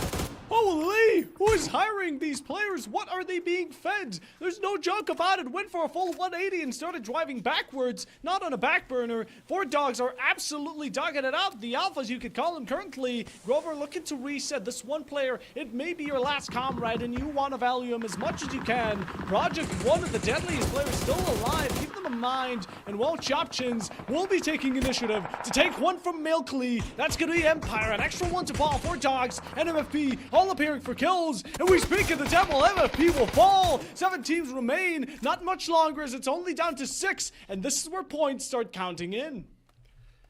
Empire's up to 7 kills on this game. What a beautiful setup from them. And overall, I mean, for Project, the nice thing is they get that res on their teammate. For Grove Street overall, they are set up in one of the best positions inside of the zone. It pulled more northern, it pulled towards them, And with this zone closing around Empire, they have to be a little bit careful. XP is up on the hill, but little do they know there's a member of Typhon right behind them. 11 alive. Mathematically, that would mean 2 per team. But we can already see Chopchins have 3, so the math is off. Grove as well coming in from the back. Call me Bobby, you're gonna be bombed currently in any second. We speak of the grenades. That's explosive action onto Jembo as Gustav IRL taking it to personal lives and matters. And even long range from Empire as they've been standing strong. They've been constantly in gunfights, but still somehow managed to prevail till the very end phase of being the top 5. And while I'm seeing some similarities, Llama, everyone is taking as much cover as possible. This is the chance to get those third parties very quickly. You make a noise, you make a peep in the night, and we might just have a one-on-one for this high ground XP. Does he expect it? Well, Sai is going to send their way in, get the knock, and steal away the rock. Oh, that is just nasty work! Psycog, not expected, and well, it will be an unfortunate tale for one of them, but many more to follow. There's still a lot of kills to be delivered, 9 to be exact, and 1 to remain. That means 8 points for a single player if he can manage and muster it. But look at the spread. Everyone is so close, they're practically making a square in the middle, while everyone on top ground is just looking for an opportunity not only to get themselves as high up in the scoreboard, but at the same time, get this ground, and the second a fight goes off, you know everyone's going to be hungry to get in on it as well. Empire relegated to only 1 single player, though, is going to be tough to finish out this game. They only ended map number 1 with a singular point. We've got 2 of our top 3 teams in Grove Street and Chopchins. Speaking of Grove Street, that's their clutch factor. Seifu is going to need to get this 1v1 victory for Empire, and Gustav will send their health bar down to half. Maybe that's the resurrection needed, or maybe that's the sound cue that'll bring in every other team. Every other team, it's just bait for the lion as you stepped in the den. And Empire, this is going to be a great one. If you can chuck a nade, so he does. Does it connect? No, I don't believe so. It might have been off target for a slight bit. Smokes all around. Cover as much as you can. And in the end, it was not a nade. Correction, it was some smoke. Again, it was some variable throwables. Just get whatever you can out there. Make sure that everyone's locked onto Grove. But Grove, again, in the top 5. They've got both players back up after the throwable spam there. Seifu is actually down to 43 HP, so not too healthy in terms of the fight back. Sai has a chance to go nuclear up here in this high ground position, which will still be in this next zone. It's just a question of, can they find a rock or 2 to play with? And for Chopchins, you have the majority of players. You've got to play the safest, though, and make sure you're not giving up those extra kills by overextending. Who will stutter and who will fall? There comes the shots in Empire. Gustav takes it. It was an opportunity not to be missed out on. Pitch perfect timing. Well, he does have some returns. There comes the big boy. The Bertha around shoots it. And will it connect? Yes, it does. Finishing the job he begun and not giving a single piece of mercy. Empire will be racking double digits on their kills with a big 10. Gustav with 5. But that follows with an elimination to his name, as Psycog has definitely been the one to always sneak up on his enemies. It's a huge 1 kill, takes out a team and boosts the overall placement points for a lot of these teams. Guaranteed +4. It's going to be another 9-point game from Grove Street, and just ticking down here, burning away the overall damage, the flashbang as well, as this zone slowly chunks everyone together. Project is going to look for the quick swing, gets the knockdown, but no kill. Grove Street out at 4. Down at 4, there comes the top shots, and not expected, but it's the top drop that we're looking to get Typhon, taking it for they're lacking everything, and in the meanwhile, they know they have to have everyone catching strays, as long as it's not them. That's what matters here for Psycog. He's been the one to deliver a much amount of coup de grace, and there comes the nade, again, trying to flush out these players, looking to catch it right on, and he gets the kill down in the meanwhile. What a beautiful hot potato, as no one expected this pitch point accuracy. Claims it, and even a down. If he gets this last one from Chopchin, it's gonna be a team wipe.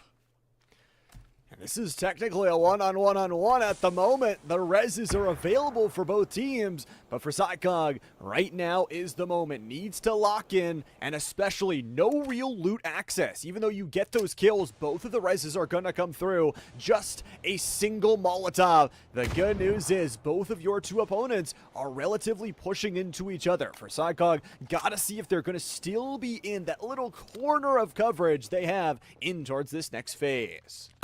Hammer in the nail, Fairy Tale. They're having themselves a bit of artillery coming up from the top. Again, Typhon really making sure that those benefits he's been reaping off of are counted in, but soon they will start to fall. That's not enough coverage, and you can't get into a good position. You're going to need to get a move on, and there comes the launcher. Can we get a pop on the nade? Just nicely smokes it out, and currently, get yourself hydrated, because it's about to get wild. This is it. This is phase 9, a chance to get the chicken dinner for all three of these teams. A bounce back for all of them it would be. Chop Chins could put themselves up to the first place marker with a couple more kills towards their names. They are already at 8, and they will strip down Typhon Gaming. It's a straight up 2v2. Silent for the dead. Typhon definitely lasted a while, maybe too much for the liking of Fairy Tale and Chop Chins, as now they're gonna have the final 2v2. Again, the first drop will matter most, as the nade connects. Fairy Tale lose it, a finish onto him, and as long as you can nicely clinch onto this final player, throw your nades, make sure he can't heal, and have a piece of headspace for a single moment, he will be absolutely flushed. But this is where Bobby, the name indicated, he shoots it, it does not connect! Winner, winner, chicken dinner, and we have the finish from none other than Chop Chins coming in top number 1 in map number 2. As wow, that was definitely quite intense in the very end stage. That was lovely. I mean, we had the kind of high ground to low ground play overall, and for Chop Chins, they get the 3rd place last game, and then they get the chicken dinner this game. And well, I mean, one team had to do it. Who else than Chop Chins? Earlier we saw Grove Street, now it's gonna be Chop. And, I mean, Llama, I'm only questioning myself. Who's it going to be in map number 3? Well, that's the big question we'll have to answer. We do have to take just a short little break before we head on there. So a third of our way through. Don't go anywhere. The Plausible Gaming Championship Series will be right back after this short break.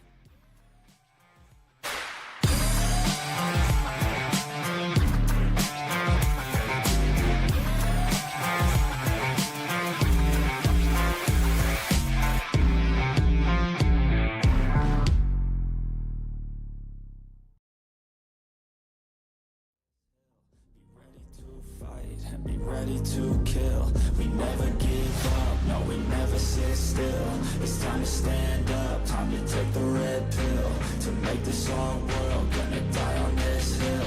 Be ready to fight and be ready to kill.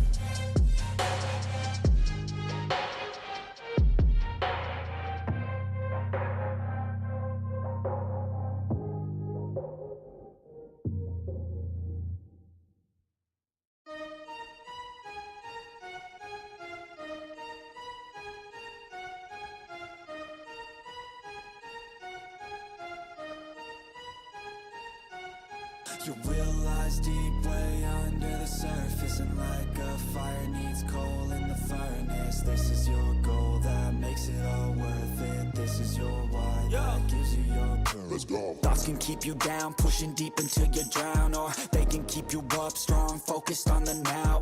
Glass half full, or has it been emptied out? Well, that's That's all up to you and your mind. Do you doubt anything, everything, not a thing? Make my thoughts work for me, manifest what I need, what I want, what I see. I could be anything, I attract all the things that I see. I believe I'll achieve as I breathe in and out again and again. I don't doubt, I sit and I plan, and I found out that I can execute if I'm driven, if I listen, if I learn all the wisdom. Read some books, something written, watch the best teacher system I invest. Never hidden, I ain't scared, ain't no chicken, I take dares. I'll be winning, you get back what you're giving. Find the reason that you're living, what you're good at, all your gifts and what you love. Take a risk and find out what you've been missing, yeah. You realize deep way under the surface, and like a fire needs coal in the furnace. This is your goal that makes it all worth it. This is your why that gives you your purpose. You realize deep way under the surface, and like a fire needs coal in the furnace. This is your goal that makes it all worth it. This is your why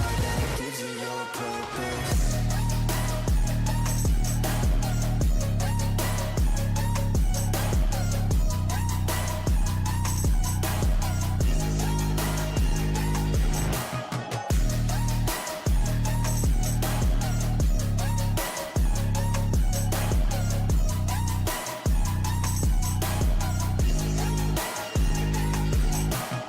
Purpose is better than any drug you could ever think.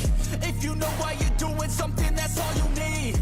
I wake up ready for the day because I believe in everything that I'm doing like it was meant to be. I get fixated and captivated on learning things. Don't hesitate to ask questions, the answer that I need. It's out there somewhere, I swear I can find the recipe. By testing, learning, and turning into a better me. Realize deep way under the surface, and like a fire needs coal in the furnace. This is your goal that makes it all worth it. This is your why that gives you your purpose. You realize deep way under the surface, and like a fire needs coal in the furnace. This is your goal that makes it all worth it. This is your why that gives you your purpose.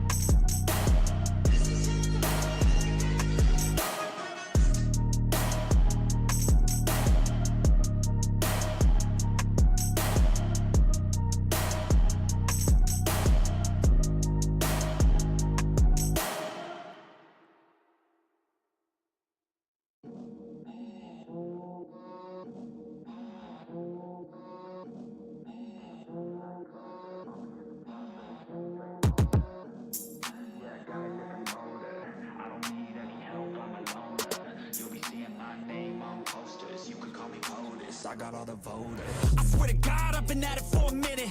Climbing to the top, and this music was my ticket. Found a way to grind, turn a passion to a business. No limit, I'ma get it, having millions as a witness. I'm addicted to winning, living up every single day. I'll be fighting and building up in a million different ways. I don't think I can stop, I think I need the chase. I love the race, and I'm running till I'm first place. Long nights, long flights, I'ma make it big. Big dreams, big sights since I was a kid. Doing things that I like, let the pieces fit. I like the pain, feel alive when I'm under it. I could change, adapt to what I need to. All these obstacles, they looking see-through. Don't let the anger out, just let it feed you. I'll see you at the top, just let me teach you. Yeah, I'ma be a high roller. Move forward in the battle like soldier. In the game like closer. I'll be at the top of the chain, straight owner. Yeah, I got a different motor.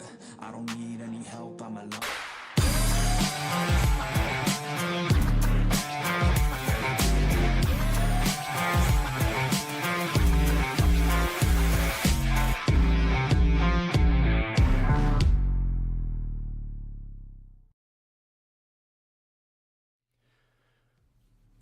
We're back after 1/3 of our matches are done here for the Plausible Gaming Championship Series 5 finale. And boy, we've had some really good end games, Bob, already for our first two games.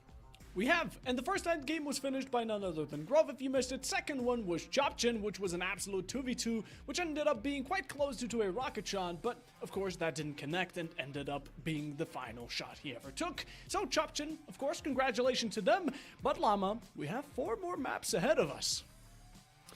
We do indeed have 4 more, but before we go there, I think we should take a look at our scoreboards, because lots of teams earning some points, battling for the overall top spots, and some of those cash money prizes. This is going to be our game scoreboard. Chopchins brings in a 20 bomb, while Fairy Tail and Empire Gaming right on their tail with both 13.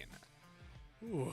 Yeah, the first champions, Grove Street, not even hitting a 10, will definitely be setting them down for a bit, but Fairy Tail, congrats to them. Second place is definitely something they can be proud of, but again, we saw a 20 bomb in the first, we'll see a 20 bomb in the second, but will that change for the third? Because now we have seen a Angel twice, and for the third time around, the map switch up will be happening, and it's going to be none other than Rondo. Let's take a look at what our overall rankings are after that game is registered. Chopchins steals that #1 spot with 33. Grosty really close behind still with their consistent performance up to 29. And then it's a little bit of a canyon. Mira Gaming, Typhon, you've got Fairy Tail, Empire, and the 4D Dogs are in double digits. Everybody else is chasing them. Oh yeah, these 2 top teams right now will be the ones holding the staple of the current scoreboard with 33-29, then dropping by about 11 points onto Mira. You know, some things can definitely change as we still have a bunch of maps to go, but sooner or later, things will become set in stone. And like we said, map number 3 is about to be underway, but of course, we have to give the shout out to PlausibleGaming. Again, all of this is possible due to Plausible's fantastic community, and at the same time, to the non-toxic build-up they've had, the group they have, the Discord channel, and of course, the entire server where you can find players alike to yours, maybe even friends for the future, and of course, make sure to join, make sure to come around, hang. This is a community place. This is a place for everyone. You're more than welcome, and we hope to see you around. And that's how a lot of players got their start, was through this community, finding these different tournaments. And I know we've added CS2 to our roster, and seeing some of those tournaments pop up as well. So if we've got those 2 games, who knows that what will extend to next. So join the community, get yourself involved, and just have some fun playing some games. Have some fun. That's what it's all about. But you can also win some prizes. I mean, I don't see a reason as to why not, so make sure to give it a look and at least check it out. A chance to the least. It costs you nothing, we can promise you that. And of course, there's also some pros. There's definitely no cons, I can assure you of that. And well, I mean, Llama, I think I'm excited to go into Rondo. Now, Rondo is a bit of a different map. Rondo is definitely a larger scale. It may even be one of the largest, if not the largest map PUBG has to offer, and it plays similar to a Angel with just a bit more cover. Yeah, I mean, it's got a lot of those buildings as well. We'll see those window back and forth fights. And the interesting thing about this map, we're only going to see it once on the day today. So it's not necessarily like that Erangel, that first map that you get a back-to-back chance to land in the same spot, familiarize yourself with not only your location, but where everybody else is landing. This definitely changes. You won't get a similar map until map number 5, where we repeat that one for a second one in game number 6. Absolutely. And well, as we're about to go into game number 3 in any given moment, I mean, Llama, it was some intensity up until now, but we know these teams are starting to get warmed up. They're getting used to each other. Maybe not the positions, maybe not the maps as they're switching and we see it, but what matters is that the aim is getting warmed up. They know how to play with each other, and I mean, it's only about to get better from this point on. The plane is ready to go. It is map number 3, and yeah, you said it. Get to look at the massive environment we are going to deal with, and I'm just excited to see where the zone pulls, because you can have a lot of very different end zones depending on where it pulls. The biggest thing is it doesn't have a ton of water. Other than the rivers at the northern and southern ends, there are pretty clean traversal routes in terms of the roads and open fields you can take as well. Oh yeah, and well, from two sides, from two directions, and like we said, this is an extremely large-scaled map, which also means there's going to be a bunch of movement, a lot of vehicles, but also a lot of positions to people to just nicely sit in, camp around, and get those shots. Now teams, of course, it may seem right now that they're currently dropping very close, but the second you realize how actually gigantic this map is, well, it's going to get a bit more clearer that they are nowhere close to each other. And obviously on Aranco, we were able to see a lot of teams land far apart. It wasn't until about phase 3 that we saw those duels really start to flow in and that damage to follow. But it also means that you can get isolated even more so. If you're a player that's looking for a vehicle, searching for some extra loot, you can stray away from your team and just run into another random solo that'll initiate some of those one-on-ones. And for Grove Street, I mean, a team that is currently in second place, has had 2 back-to-back very consistent games. They're looking to have another. Oh, yes, they are. Somali's on the way. Gotta get the heat up and burning.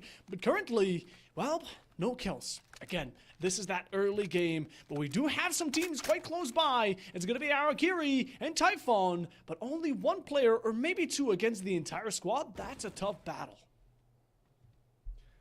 That change up here from Aragiri is they just love to fight. It feels like every single facet of their competition is designed by how they take duels, and not noticing that player down low in the compound. Carrick has got the AUG at close range, but I do wonder if the barrel maybe sticking out a little bit towards the door there does have the one singular nade to work with in the back pocket as well.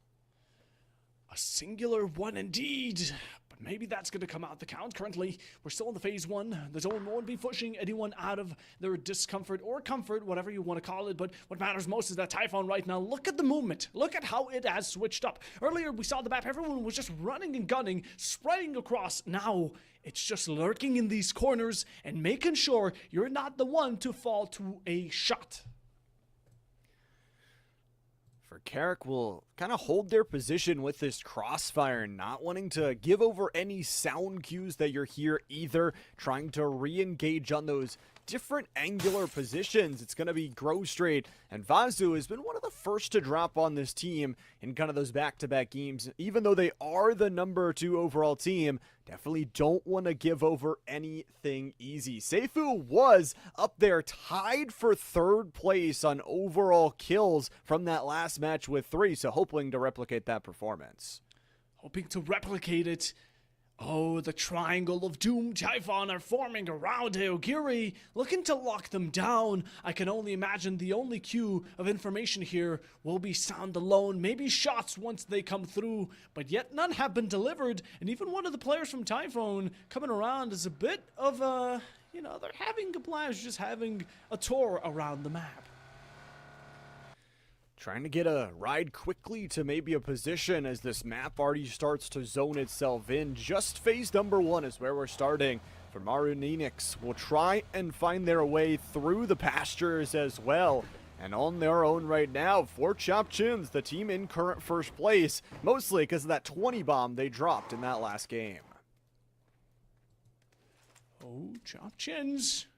Now, you may have delivered that mark on your back for other teams to look out for, but I like the way they think. Taking this absolutely isolated mountain, which also allows a huge amount of vision, but what I very most am terrified for them is that it doesn't provide as much coverage as some may think. It's a little bit more open in terms of the aerial view from it. So for Samler, not wanting to replicate their game number 1 performance where they really didn't get any kills, didn't get any elims, instead Aogiri's going to be the first to strike with a knockdown onto Sam Crow.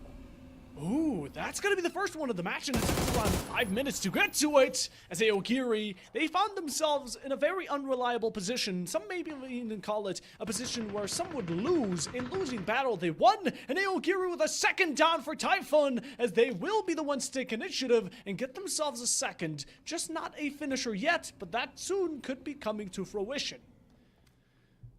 SH has got to watch that physician, sees ahead, peek out on the high ground, and then takes the shot. It's going to be Carrick, fully finished off. And now those final 2 members getting circled in on. Aegiri, I feel like their goal here, though, has to be to not lose any members. They have been a crew that has fought and fought and fought. But the problem is, if you keep fighting and you lose those early members, especially at a big map like this, it's going to be tough to win those end zones.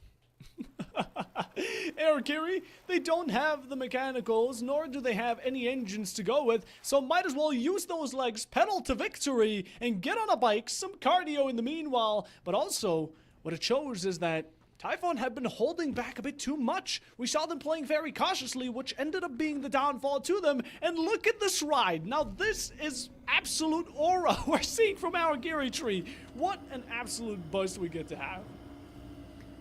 They actually might run into another team towards their right side that is also carting away. Looks like possibly that actually didn't get a clean look on who that was. So another crew will just say riding right on by them. Storm on request, looking healthy. Looking healthy indeed. Don't need any medication right now, but they're looking to have some people taste their own. Well, Storm on request absolutely alone on that gray field as Grove Street.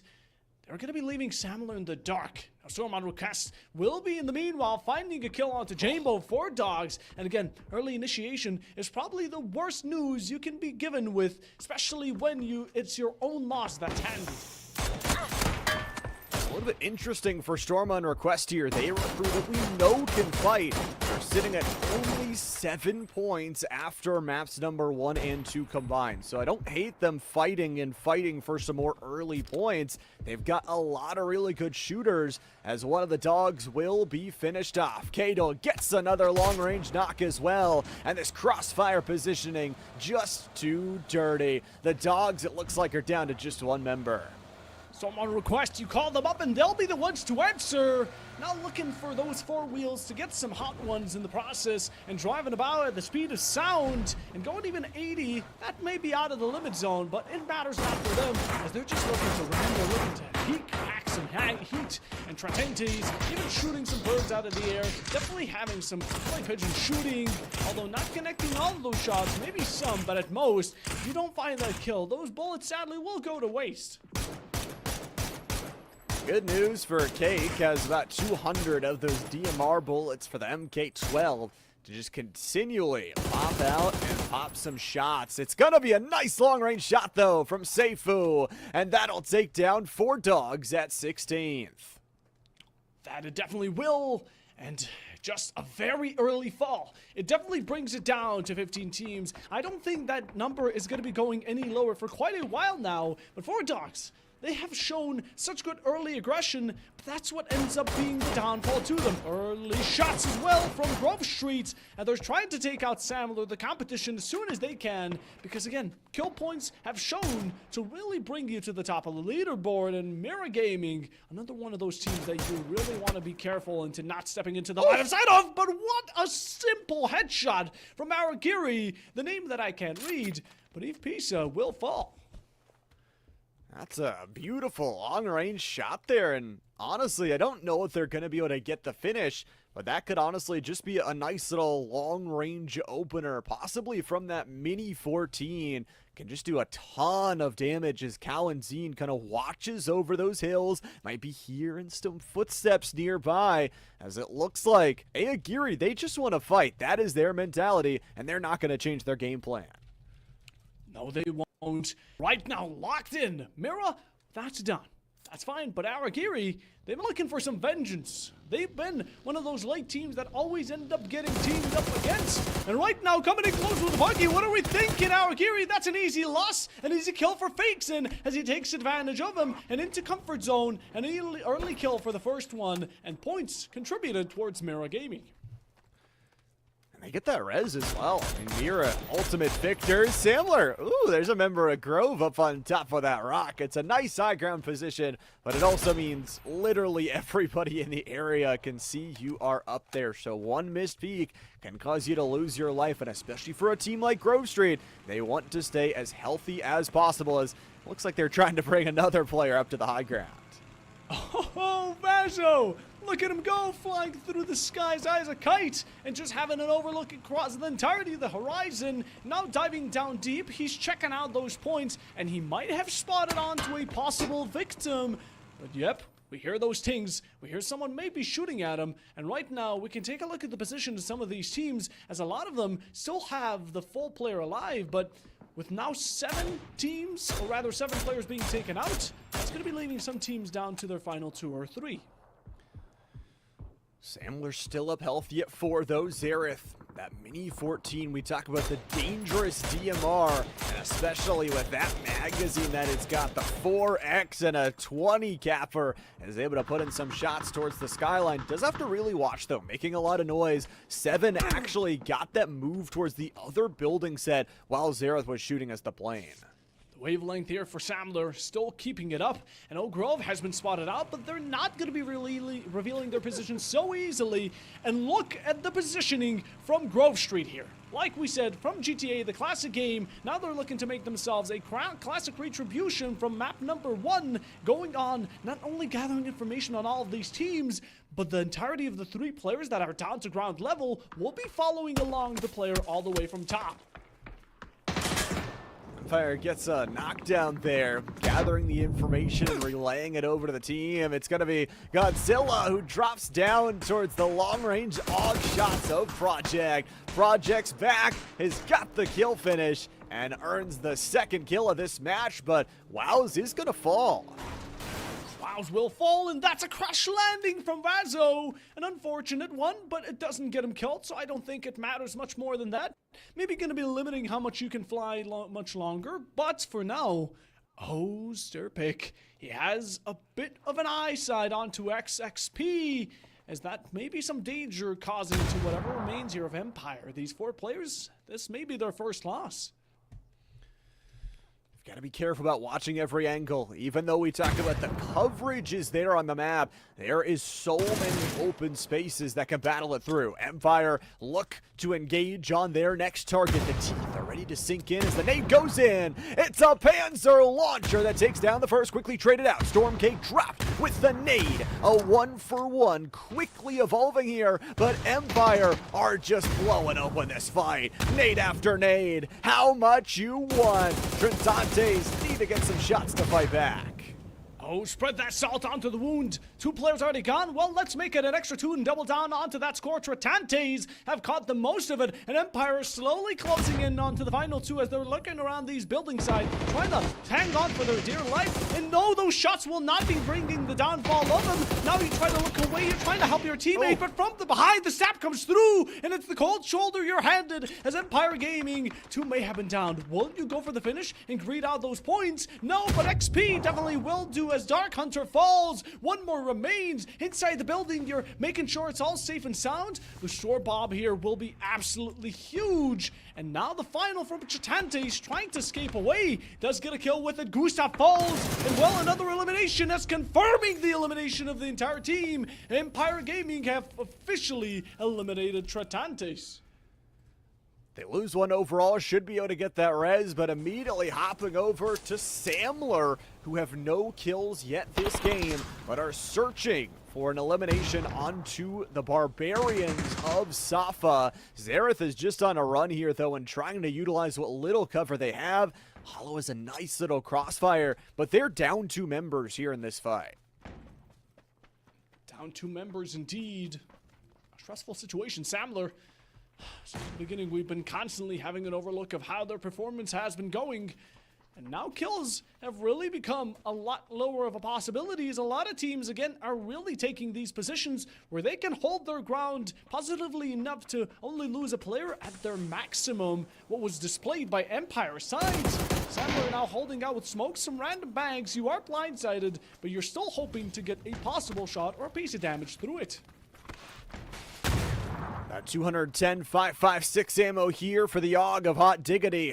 Look to use that ammo to do some damage, but Diggity would drop It's the shots towards the body from Zareth that send him down. The Panzer goes wide. Here's the shots from the AUG on the other side. Samler is ripping through them. That is 3 already in total. 2 knocks as well. And Hot Diggity barely gets him time up before that nade exploding open this fight. The damage is there. Is it a 2v4 win? It's all down to the one and only Viking. The Barbarian needs to fight their way back, but the corner peaks will take him down to 35 HP. And it doesn't matter that the zone is closing. This fight slowly closing in. Samler, 2v4 elimination.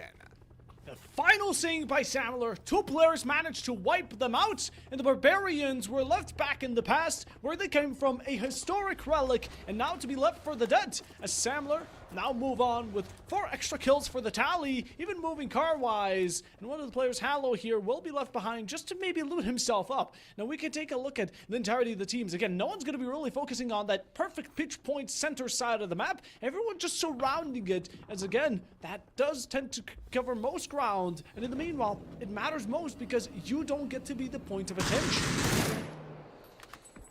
Point though for 7 Gaming has earned some points. They have not been able to really pick up the games they've wanted in maps number 1 and 2. TBA starting to get involved as well, as one of the kill threats of Empire in XP is dropped towards all 4. Storm on request starting to surge back in as they've made their way in towards a little treehouse up with some coverage. Moment of surprise, here comes the shot. Finding 2, maybe 1 Squinzy. He's going to be more than satisfied with it as long as he has some control. Acting as the Pippeteers. Chopped Chins earlier managed to take it away. Now, may have not gotten kills much, but what matters, the majority of, is going to be their placement. Currently, they're going to be in the top 12. Samler will be eliminated as the 13th, thanks to the name of MFP being the executors, judge, and jury. And now many more engagements to come about as 2 teams, Empire and TBA. It's a 4v3, and let's see if Empire can really hold their ground. Empire have got those 3 players still alive. They've got 4 kills in total as well, but just driving their way safely out. 6 smokes in total for Shinboy, as Mira getting involved too. Fakes in, getting a knock onto one of the Savage members, and this zone is slowly starting to push the teams together. We've got 42 alive, but this phase could be a lot different as soon as this zone starts to close in. Oh, the seasoning, the zone, what really pushes and forces these teams to come down to these gunfights. Fairy Tale still lurking building side, 1 player for 1, the other spread out through the rest of the map. And Fairy Tale, let's have a look at them. Again, coverage is going to be quite nice, but Savage, oh, we see the entirety of their roster completely bunched up, compact, a ready target practice to be shot down at any moment. But Shinobi from Empire will the first one to take a bow as Aogiri forced the knee down.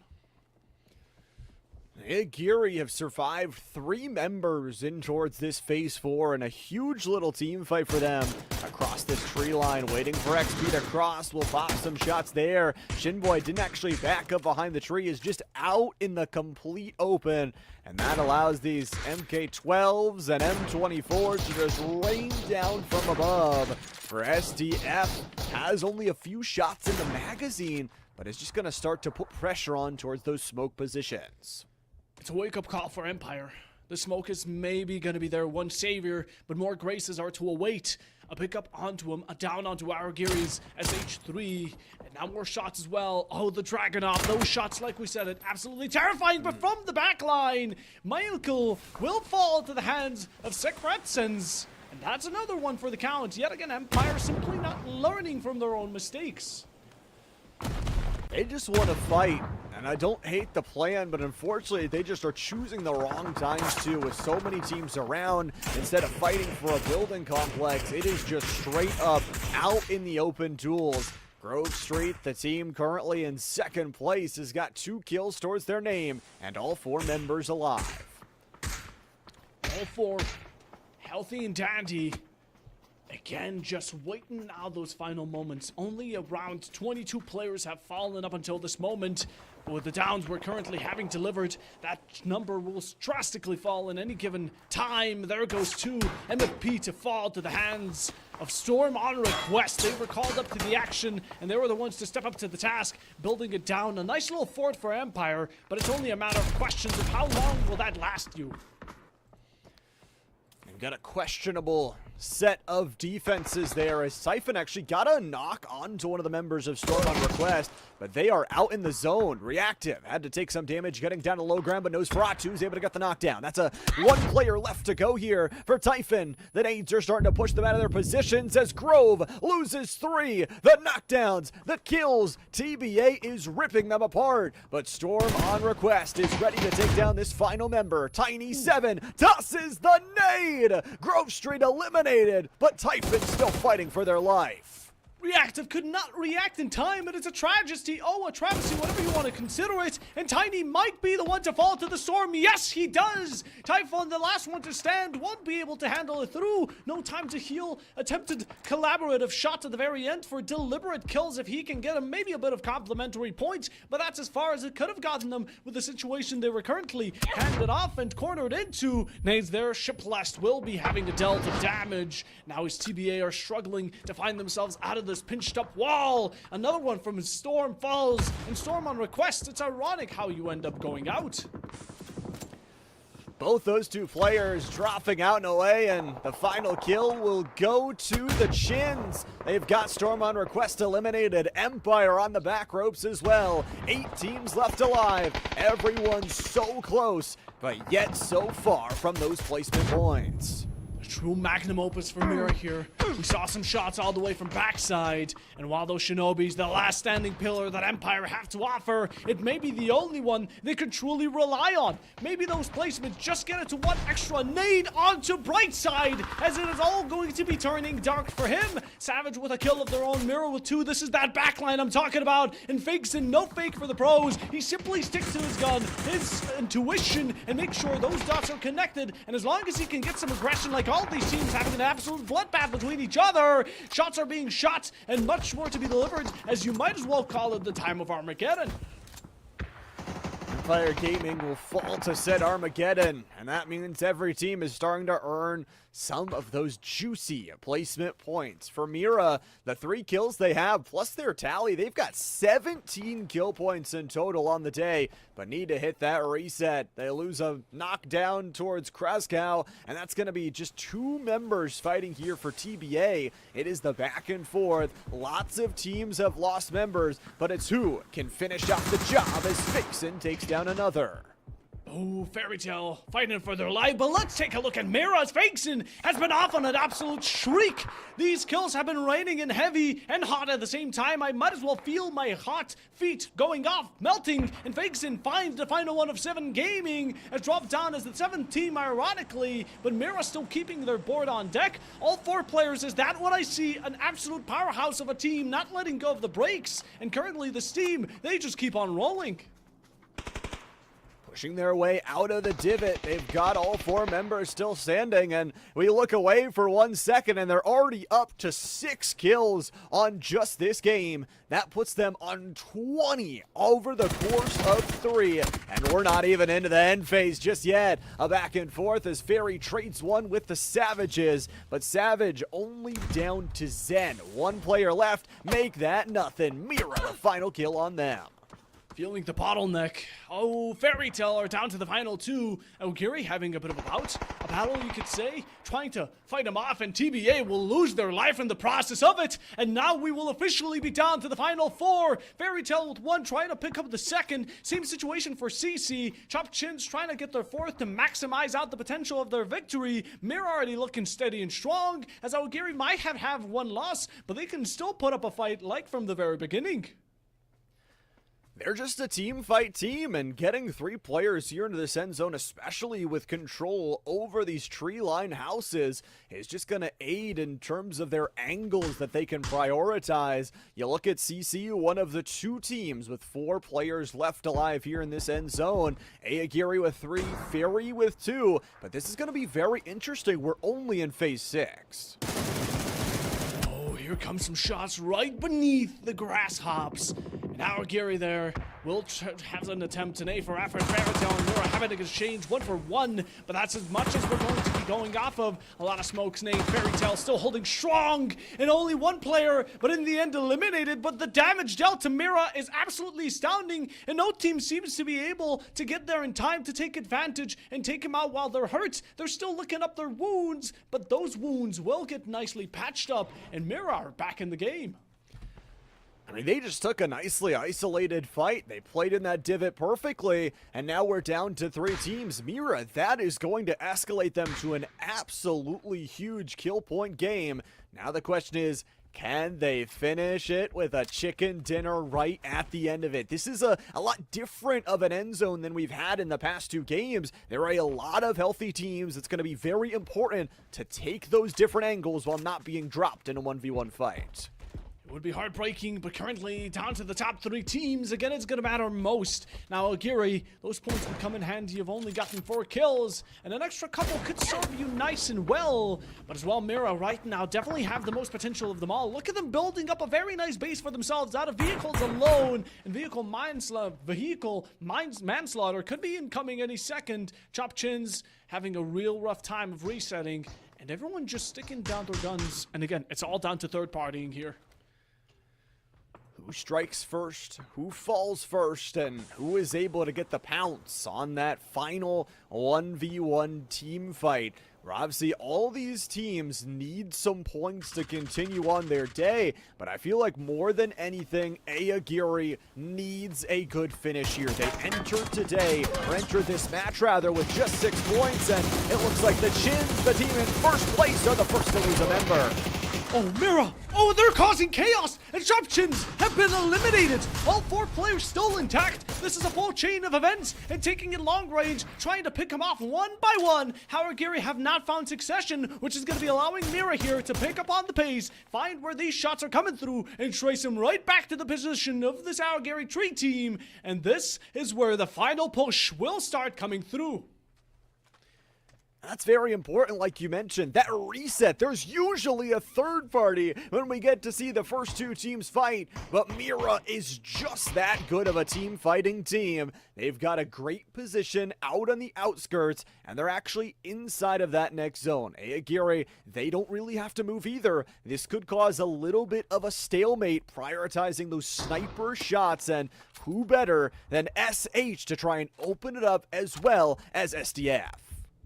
Oh, rapidly decreasing. The zone will get smaller in about 20, or at least the ascension will begun.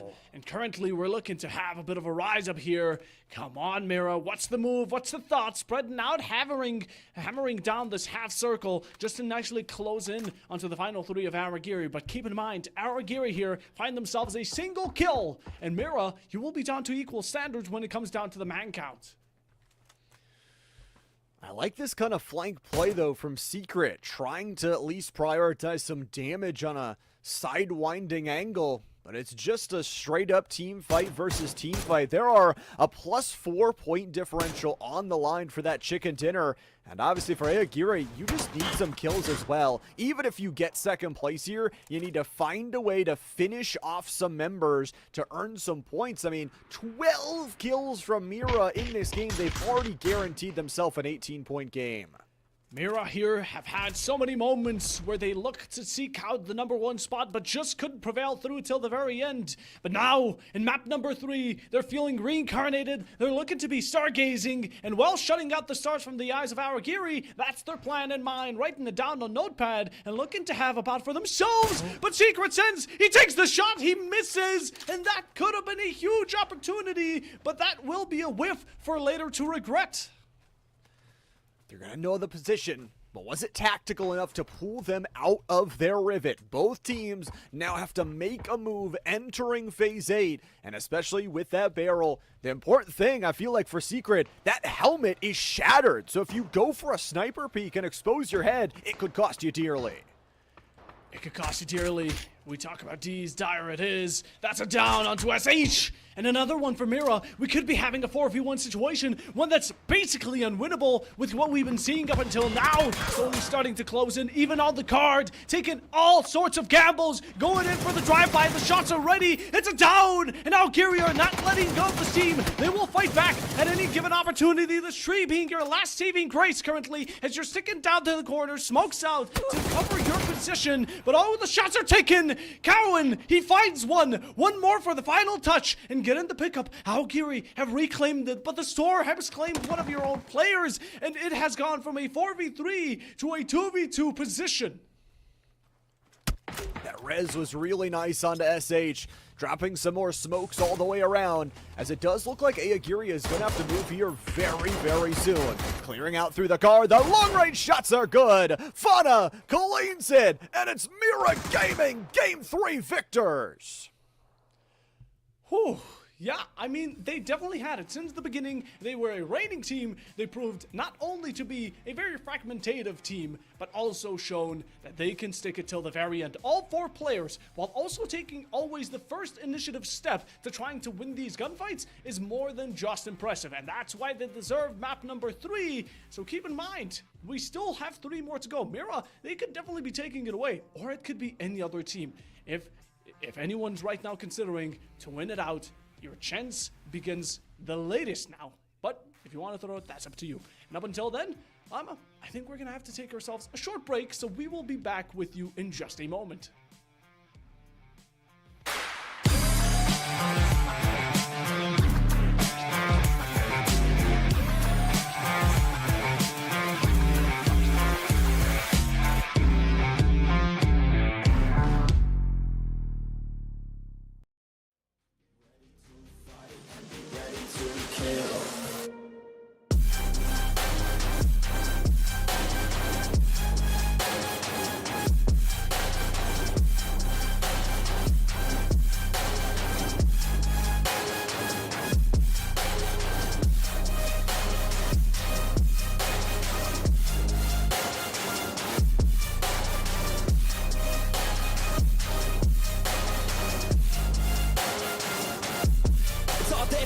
You just gotta wanna keep chasing, push through everything you're facing, keep up with the pace and adrenaline rush starts racing, get through all the things you hate in.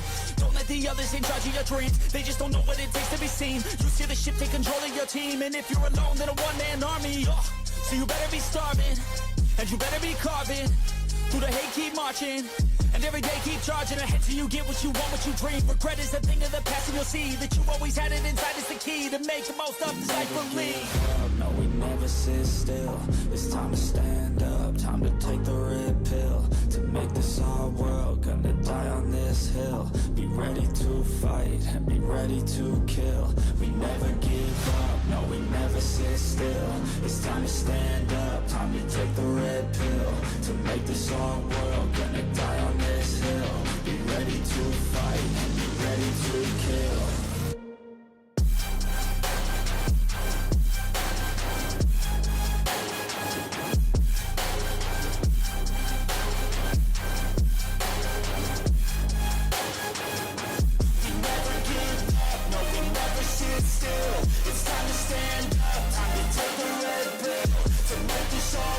Gonna die on this hill. Be ready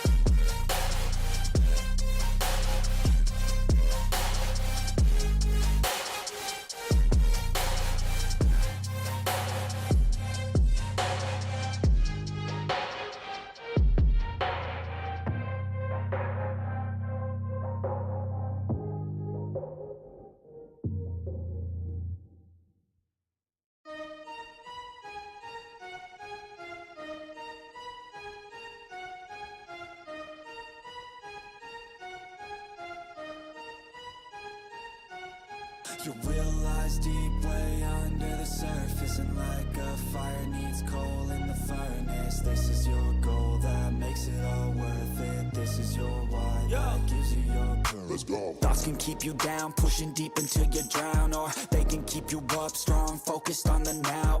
Glass half full, or has it been emptied out? Well, that's all up to you and your mind. Do you doubt anything, everything, not a thing? Make my thoughts work for me, manifest what I need, what I want, what I see. I could be anything, I attract all the things that I see. I believe I'll achieve as I breathe in and out again and again. I don't doubt, I sit in a plan and I found out that I can execute if I'm driven, if I listen, if I learn all the wisdom. Read some books, something written, watch the best teacher system I invest. Never hidden, I ain't scared, ain't no chicken, I take dares. I'll be winning, you get back what you're giving. Find the reason that you're living, what you're good at, all your gifts and what you love. Take a risk and find out what you've been missing. Yeah. You realize deep way under the surface, and like a fire needs coal in the furnace, this is your goal that makes it all worth it. This is your why that gives you your purpose. You realize deep way under the surface, and like a fire needs coal in the furnace, this is your goal that makes it all worth it. This is your why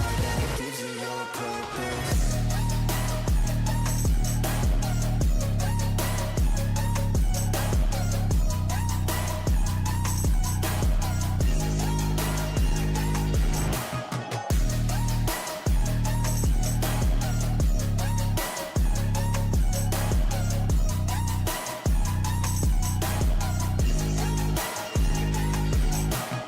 Purpose is better than any drug you could ever think.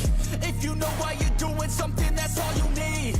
I wake up ready for the day because I believe in everything that I'm doing like it was meant to be. I get fixated and captivated on learning things. Don't hesitate to ask questions, the answer that I need. It's out there somewhere, I swear I can find the recipe. By testing, learning, and turning into a better me. You realize deep way under the surface, and like a fire needs coal in the furnace, this is your goal that makes it all worth it. This is your why that gives you your purpose. You realize deep way under the surface, and like a fire needs coal in the furnace, this is your goal that makes it all worth it. This is your why that gives you your purpose.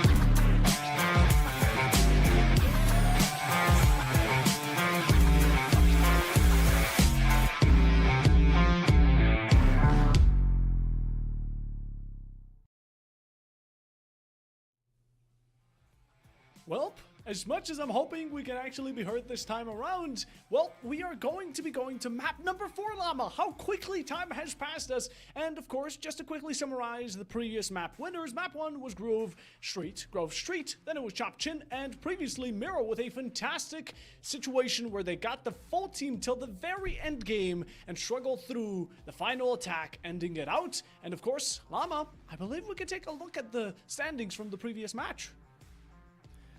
Yeah, let's take a look at our scoreboard from the previous one, and Mira dropping 24, putting up 14 limbs, almost as much as they had already had entering that map. Aogiri, Fairy Tail, the only other two teams that even break double digits. Well, the difference from Mirror Gaming for first and second, doubled up on the score. Aogiria 12 times 2 is what Mirror has accomplished, and well, if that is not phenomenal, honestly, I don't know what is. 14 eliminations plus the first placement really complements each other in a very fantastic way. Well, I mean, how fantastic does it do it on the overall rankings? Mira have climbed to the very top, just 1 point above Chop Chin. Chopter's still in the running, but both those teams now the only 2 over 40. Grove Street, a little bit of that inconsistency knocks them down to number 3, but it's starting to be a bigger and bigger canyon. If you're a team looking for that first place overall finish and you're honestly below 5th place right now, you need to get your A game going, and you really need to have a big, explosive game. The time is now, and well, what's the difference this time around? You guys may be asking yourselves. Map 1 and 2 are Angel. Third one was a bit of Rondo. Well, this time around, we're going to be going to another nuance, and it will be Tego, which is one of the maps I'm really excited to see. If my memory isn't one of a goldfish, and of course, if I'm not deceived, this is going to be a very similar map to the first 2. Now, why it comes down to it is, again, a lot of hills, a lot of places to hide, a lot of spots for snipers, but in the end, it's just a tiny bit more open. Yeah, it has that openness. It's got a little bit more rivers, so if you like water, this is the map for you. If you're probably a player in the map, you probably don't like the water because it's not really good for those rotations, not really good for hiding out, and we've seen some teams make it their watery grave early on today, but this is map number 4, a whole new experience, and what I love about this championship series is it's not just the same map for 6 straight maps. You have a lot of different choices to choose from. If you're a team that loves to select a POI and hold it towards the ends of the earth, you can't do that really over the course of 6 here today. And I can imagine a lot of you are coming in a bit more late to the stream, so let me just tell you a little fun fact. All of that you're watching, all of these players, the prize pool of $180, everything is thanks to PlausibleGaming. The fantastic community, the fantastic organization built behind this non-toxic, safe environment that you can also join to find some like-along friends, maybe teammates along the line, and many more for the count. But well, Llama, it's time to kick off map number 4.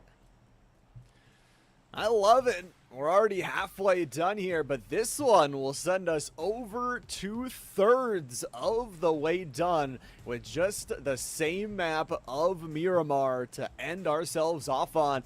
And I actually kind of like this ship. It cuts off that northern island, more secluding towards that main island, but those big locations definitely still accessible. Palace, such a loot-dense zone, but it looks like nobody's gonna contest over it. Just one team getting that whole location to themselves. It's a bit... It leaves a sour taste in my mouth that the current drop will be leaving places such as Shipyard and Army Base completely open and maybe even unlooted till the very end of the game. That will depend on how the zone decides to present itself, but we can see that one thing has definitely been traditional and even you could say religious till the very end of this map, and maybe many others. At the second you hop on, you get the loot, you get yourself some transportation, and with it, you just say, F it, we ball. Yeah, I mean, that's what you've got to do at this point, right? If you're a team that is further behind, especially, these are 2 teams that are going to be dueling out. Mira, not far behind from other teams. They are currently in the number 1 spot, but it's all about that 4v4 entry. This is going to start as an isolated 3v3 and a 1v1, but TVA, they get the better of it. Cowan Zine with the shot. He'll have to put in work because the team is falling to pieces all around him. Oh god, not like this! Mira, a mere second after they dropped. Earlier, such a promising end beginning.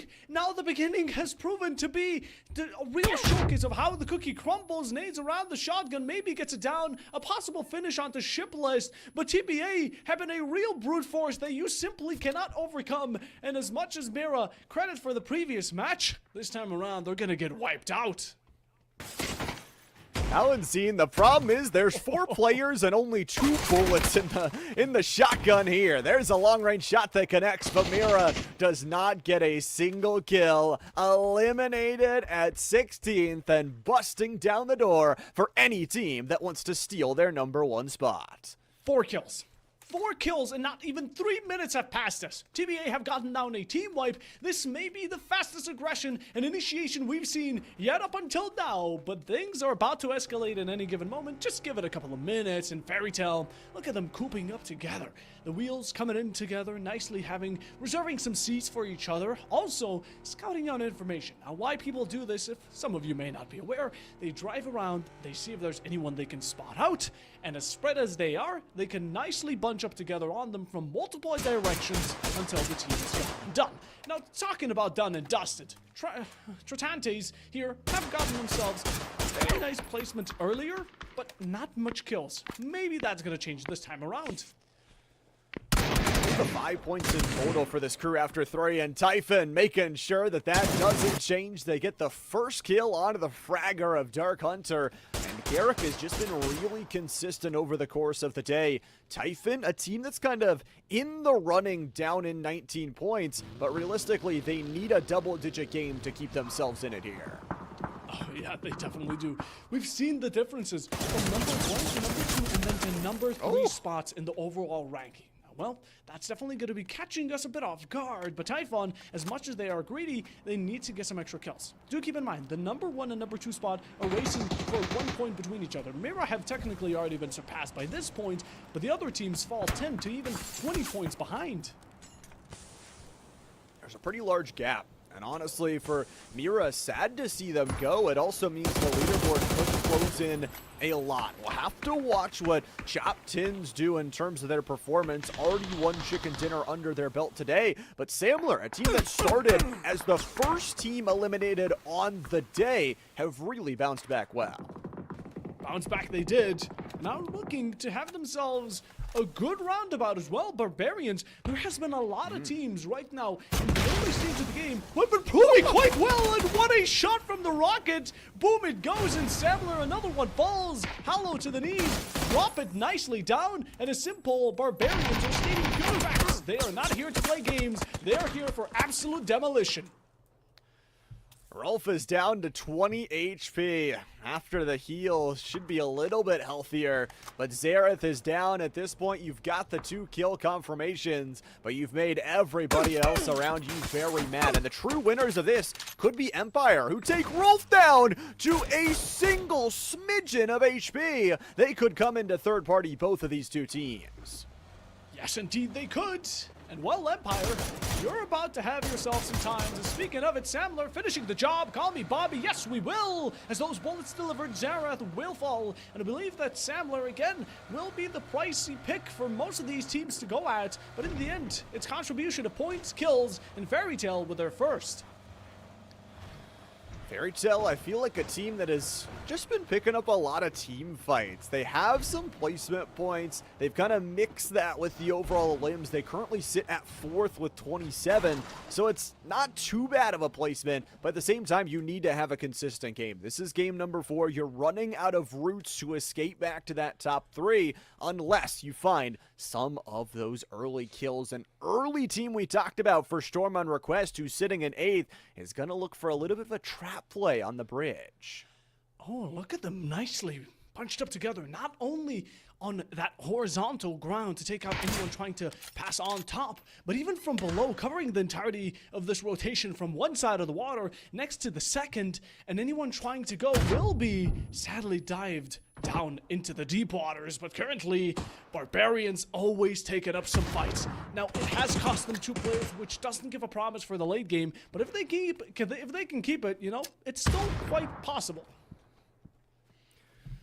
Bigger question, though, for the Barbarians is, what do they do with this game? I mean, you're talking about a team that has only earned some elimination points, 4 in total for them. The good news is, you've already got 2 kills here in this game. You've already shown a little bit of improvement, but with only 2 players left, this is such a unforgiving map to not have your full crew, and Rolf is looking to finish him out.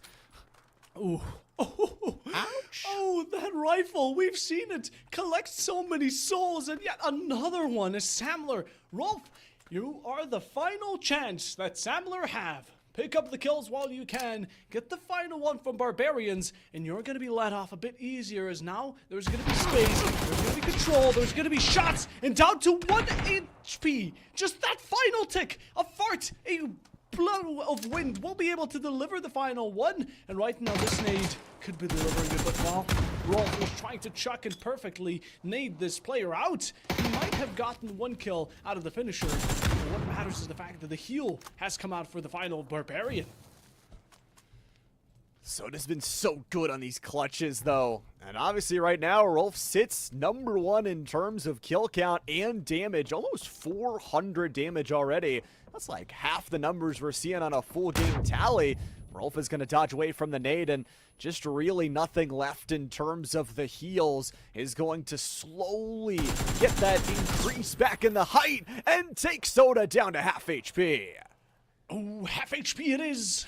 Now it's down to this duo. This may be one of those Western standoffs. Well, it certainly proves that one. Shooting through the bullets, you reveal yourself for another. That's going to be some pixels to be shot at, and currently Rolf is fighting for his life. And same goes for Hit Me as well. Now he's healed up, he's patched back on to full HP. Gotta get that hydration going. Some electrons all around through the body. And Fairy Tail in the process have been having some strolls around MFP Town, trying to take out every single one that steps in their way with a second kill around.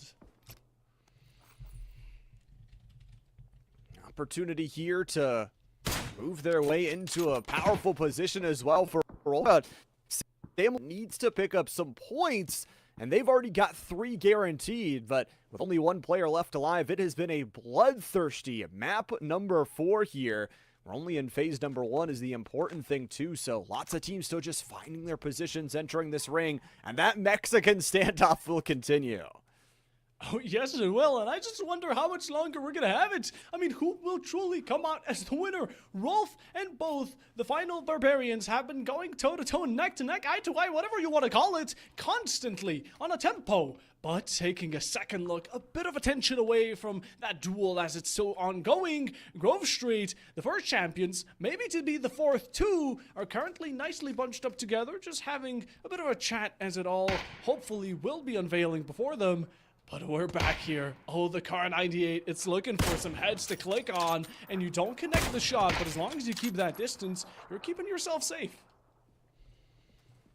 Just feels like it's gonna be an excitement point for either one of these two teams that take the kill. I think the most anticlimactic thing that could happen would be Empire comes in and steals both of those kills, but stealing kills, Ayagori knows how to do that. They were one of the few teams that made it towards that kind of end zone area entering that last one. The problem for Ayagiri right now, they sit at 7th with only 18 points to their name. They need a huge one here in game 4.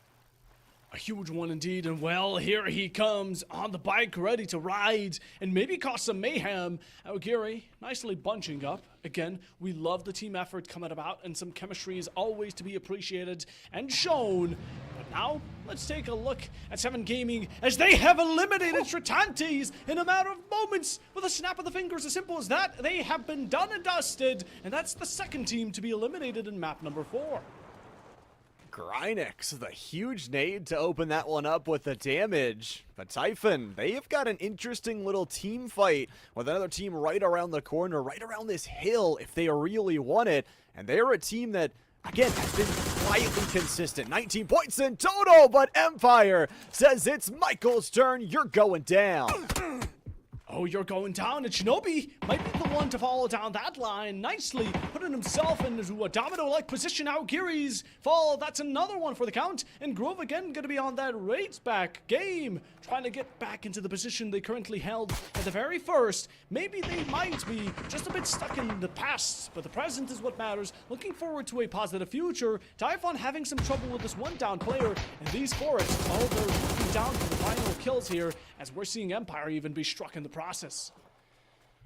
Empire is a team that needs to be a little bit careful. It always seems the third party is the one to take them down. But Typhon, with Carrick down in their own right, they'll take Gustav down. And all of a sudden, Empire is trapped between the gunfire battle of their Typhon opponents. Michael will go down. It's all down to Shinboy and XP to try and clutch this one up as 2. Ooh, chop chins. We lost a player there. Definitely none going to be looking the best. Now spicing it back up, while Savage has had a retaliation of their own. They lose one, but it's not a full job just done yet. Gotta get the quota fulfilled, and so it does, as only Bukawa will fall to Fantasy's hand. That's the shot for the Og. Will claim a life for its own, and Chop Chin's down to 2. Going back to reevaluate, get their things back together, and nicely pack up before anything comes back to catastrophe, as Typhon in the process again still in the action. They're going to get some huge finishes, and I mean, they've kept themselves up to 4 players strong. That is a huge sense to also get 3 kills in the team, and you look at the inventory as well. Helmets, armor, AUG with 250 bullets. What more could you want? I mean, maybe some Molotovs. That would be my choice.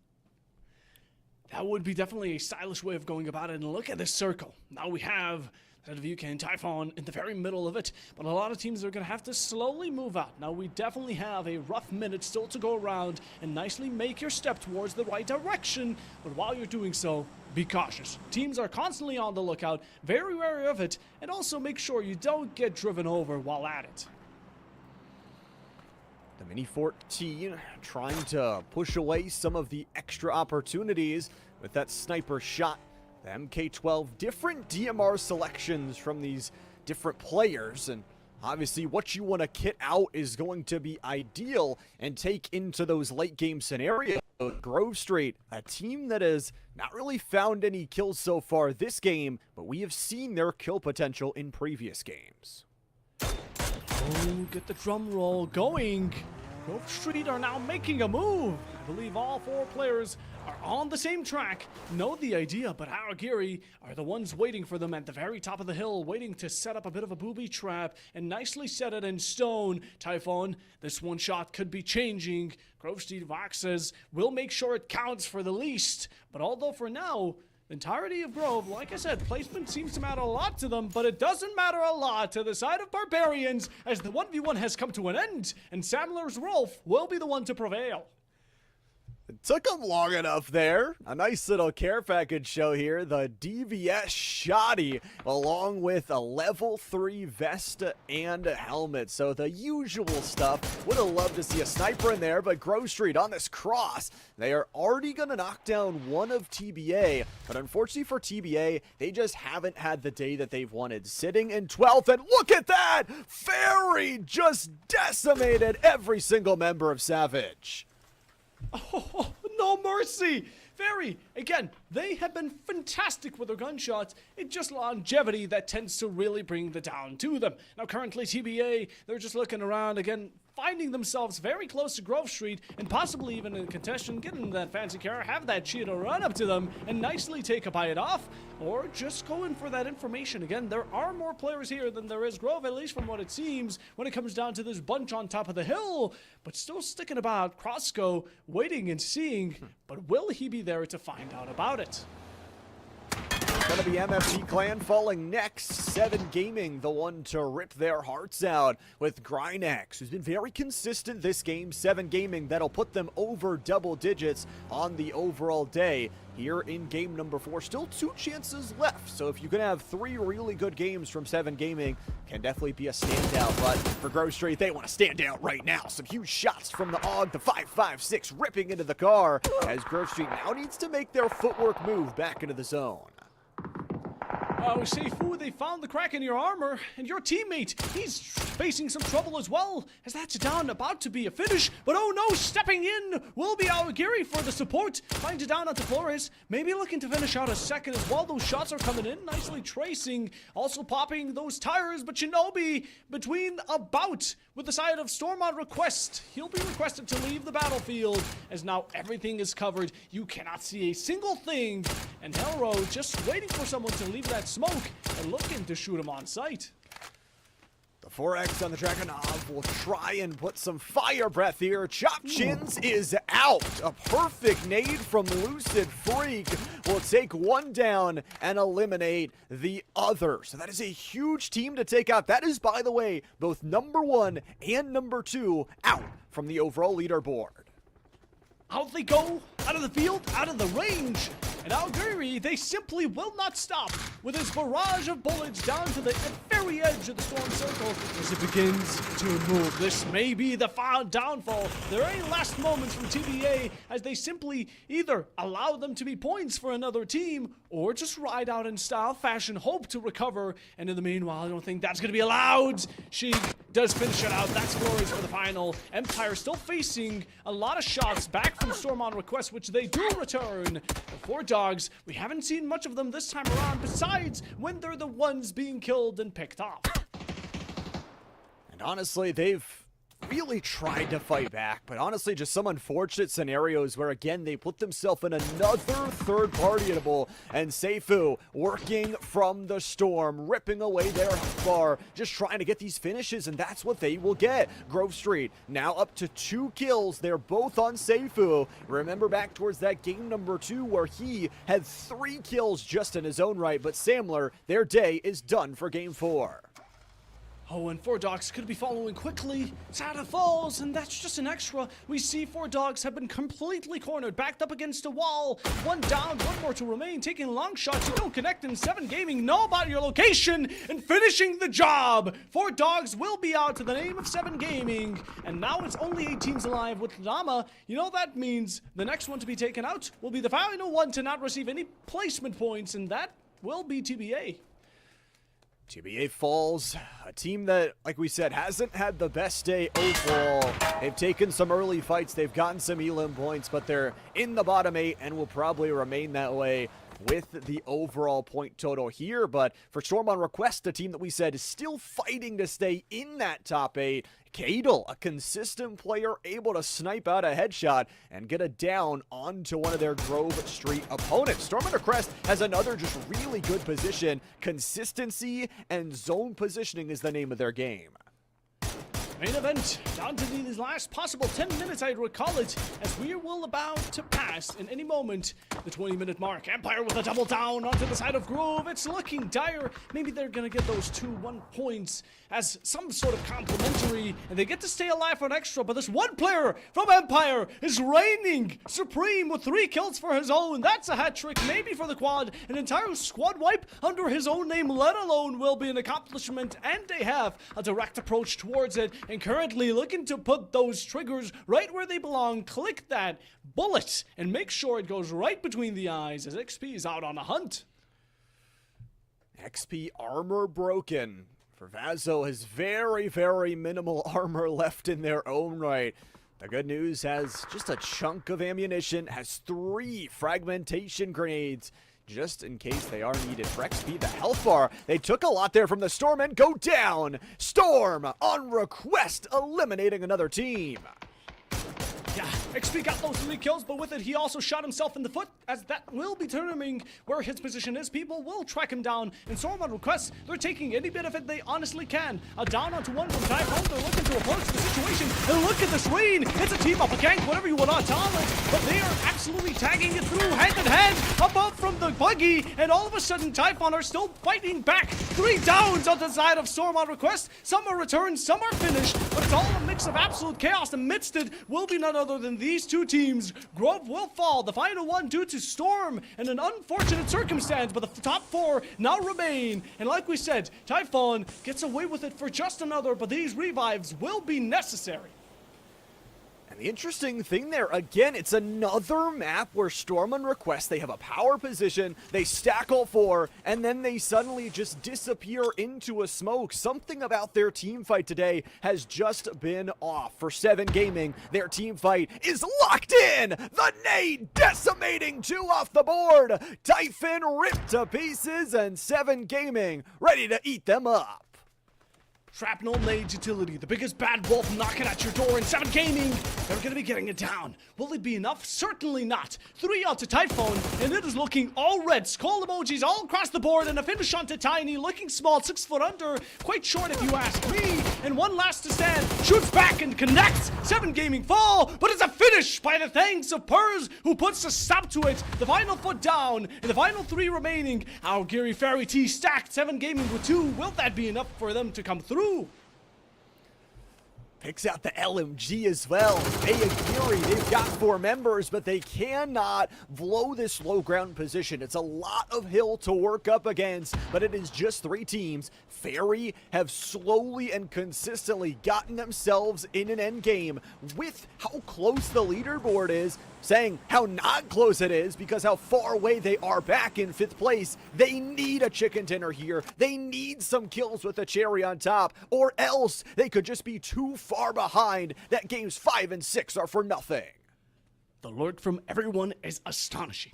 Look at them just nicely crawl around. Aogiri, again, the second they hear the shots from Fairy Tail and 7 Gaming, they're going to take on the team that has the most players, so they not only get the kills, but also secure themselves a very positive situation. Maybe wait for them to battle it out, but the close in between 7 and Fairy Tail here is going to be huge. Getting some leverage in for the side of the 2 teams that have all 4 players remaining. I'm just wondering if 7 Gaming's hatchet might have already been buried. Sinking slowly already here.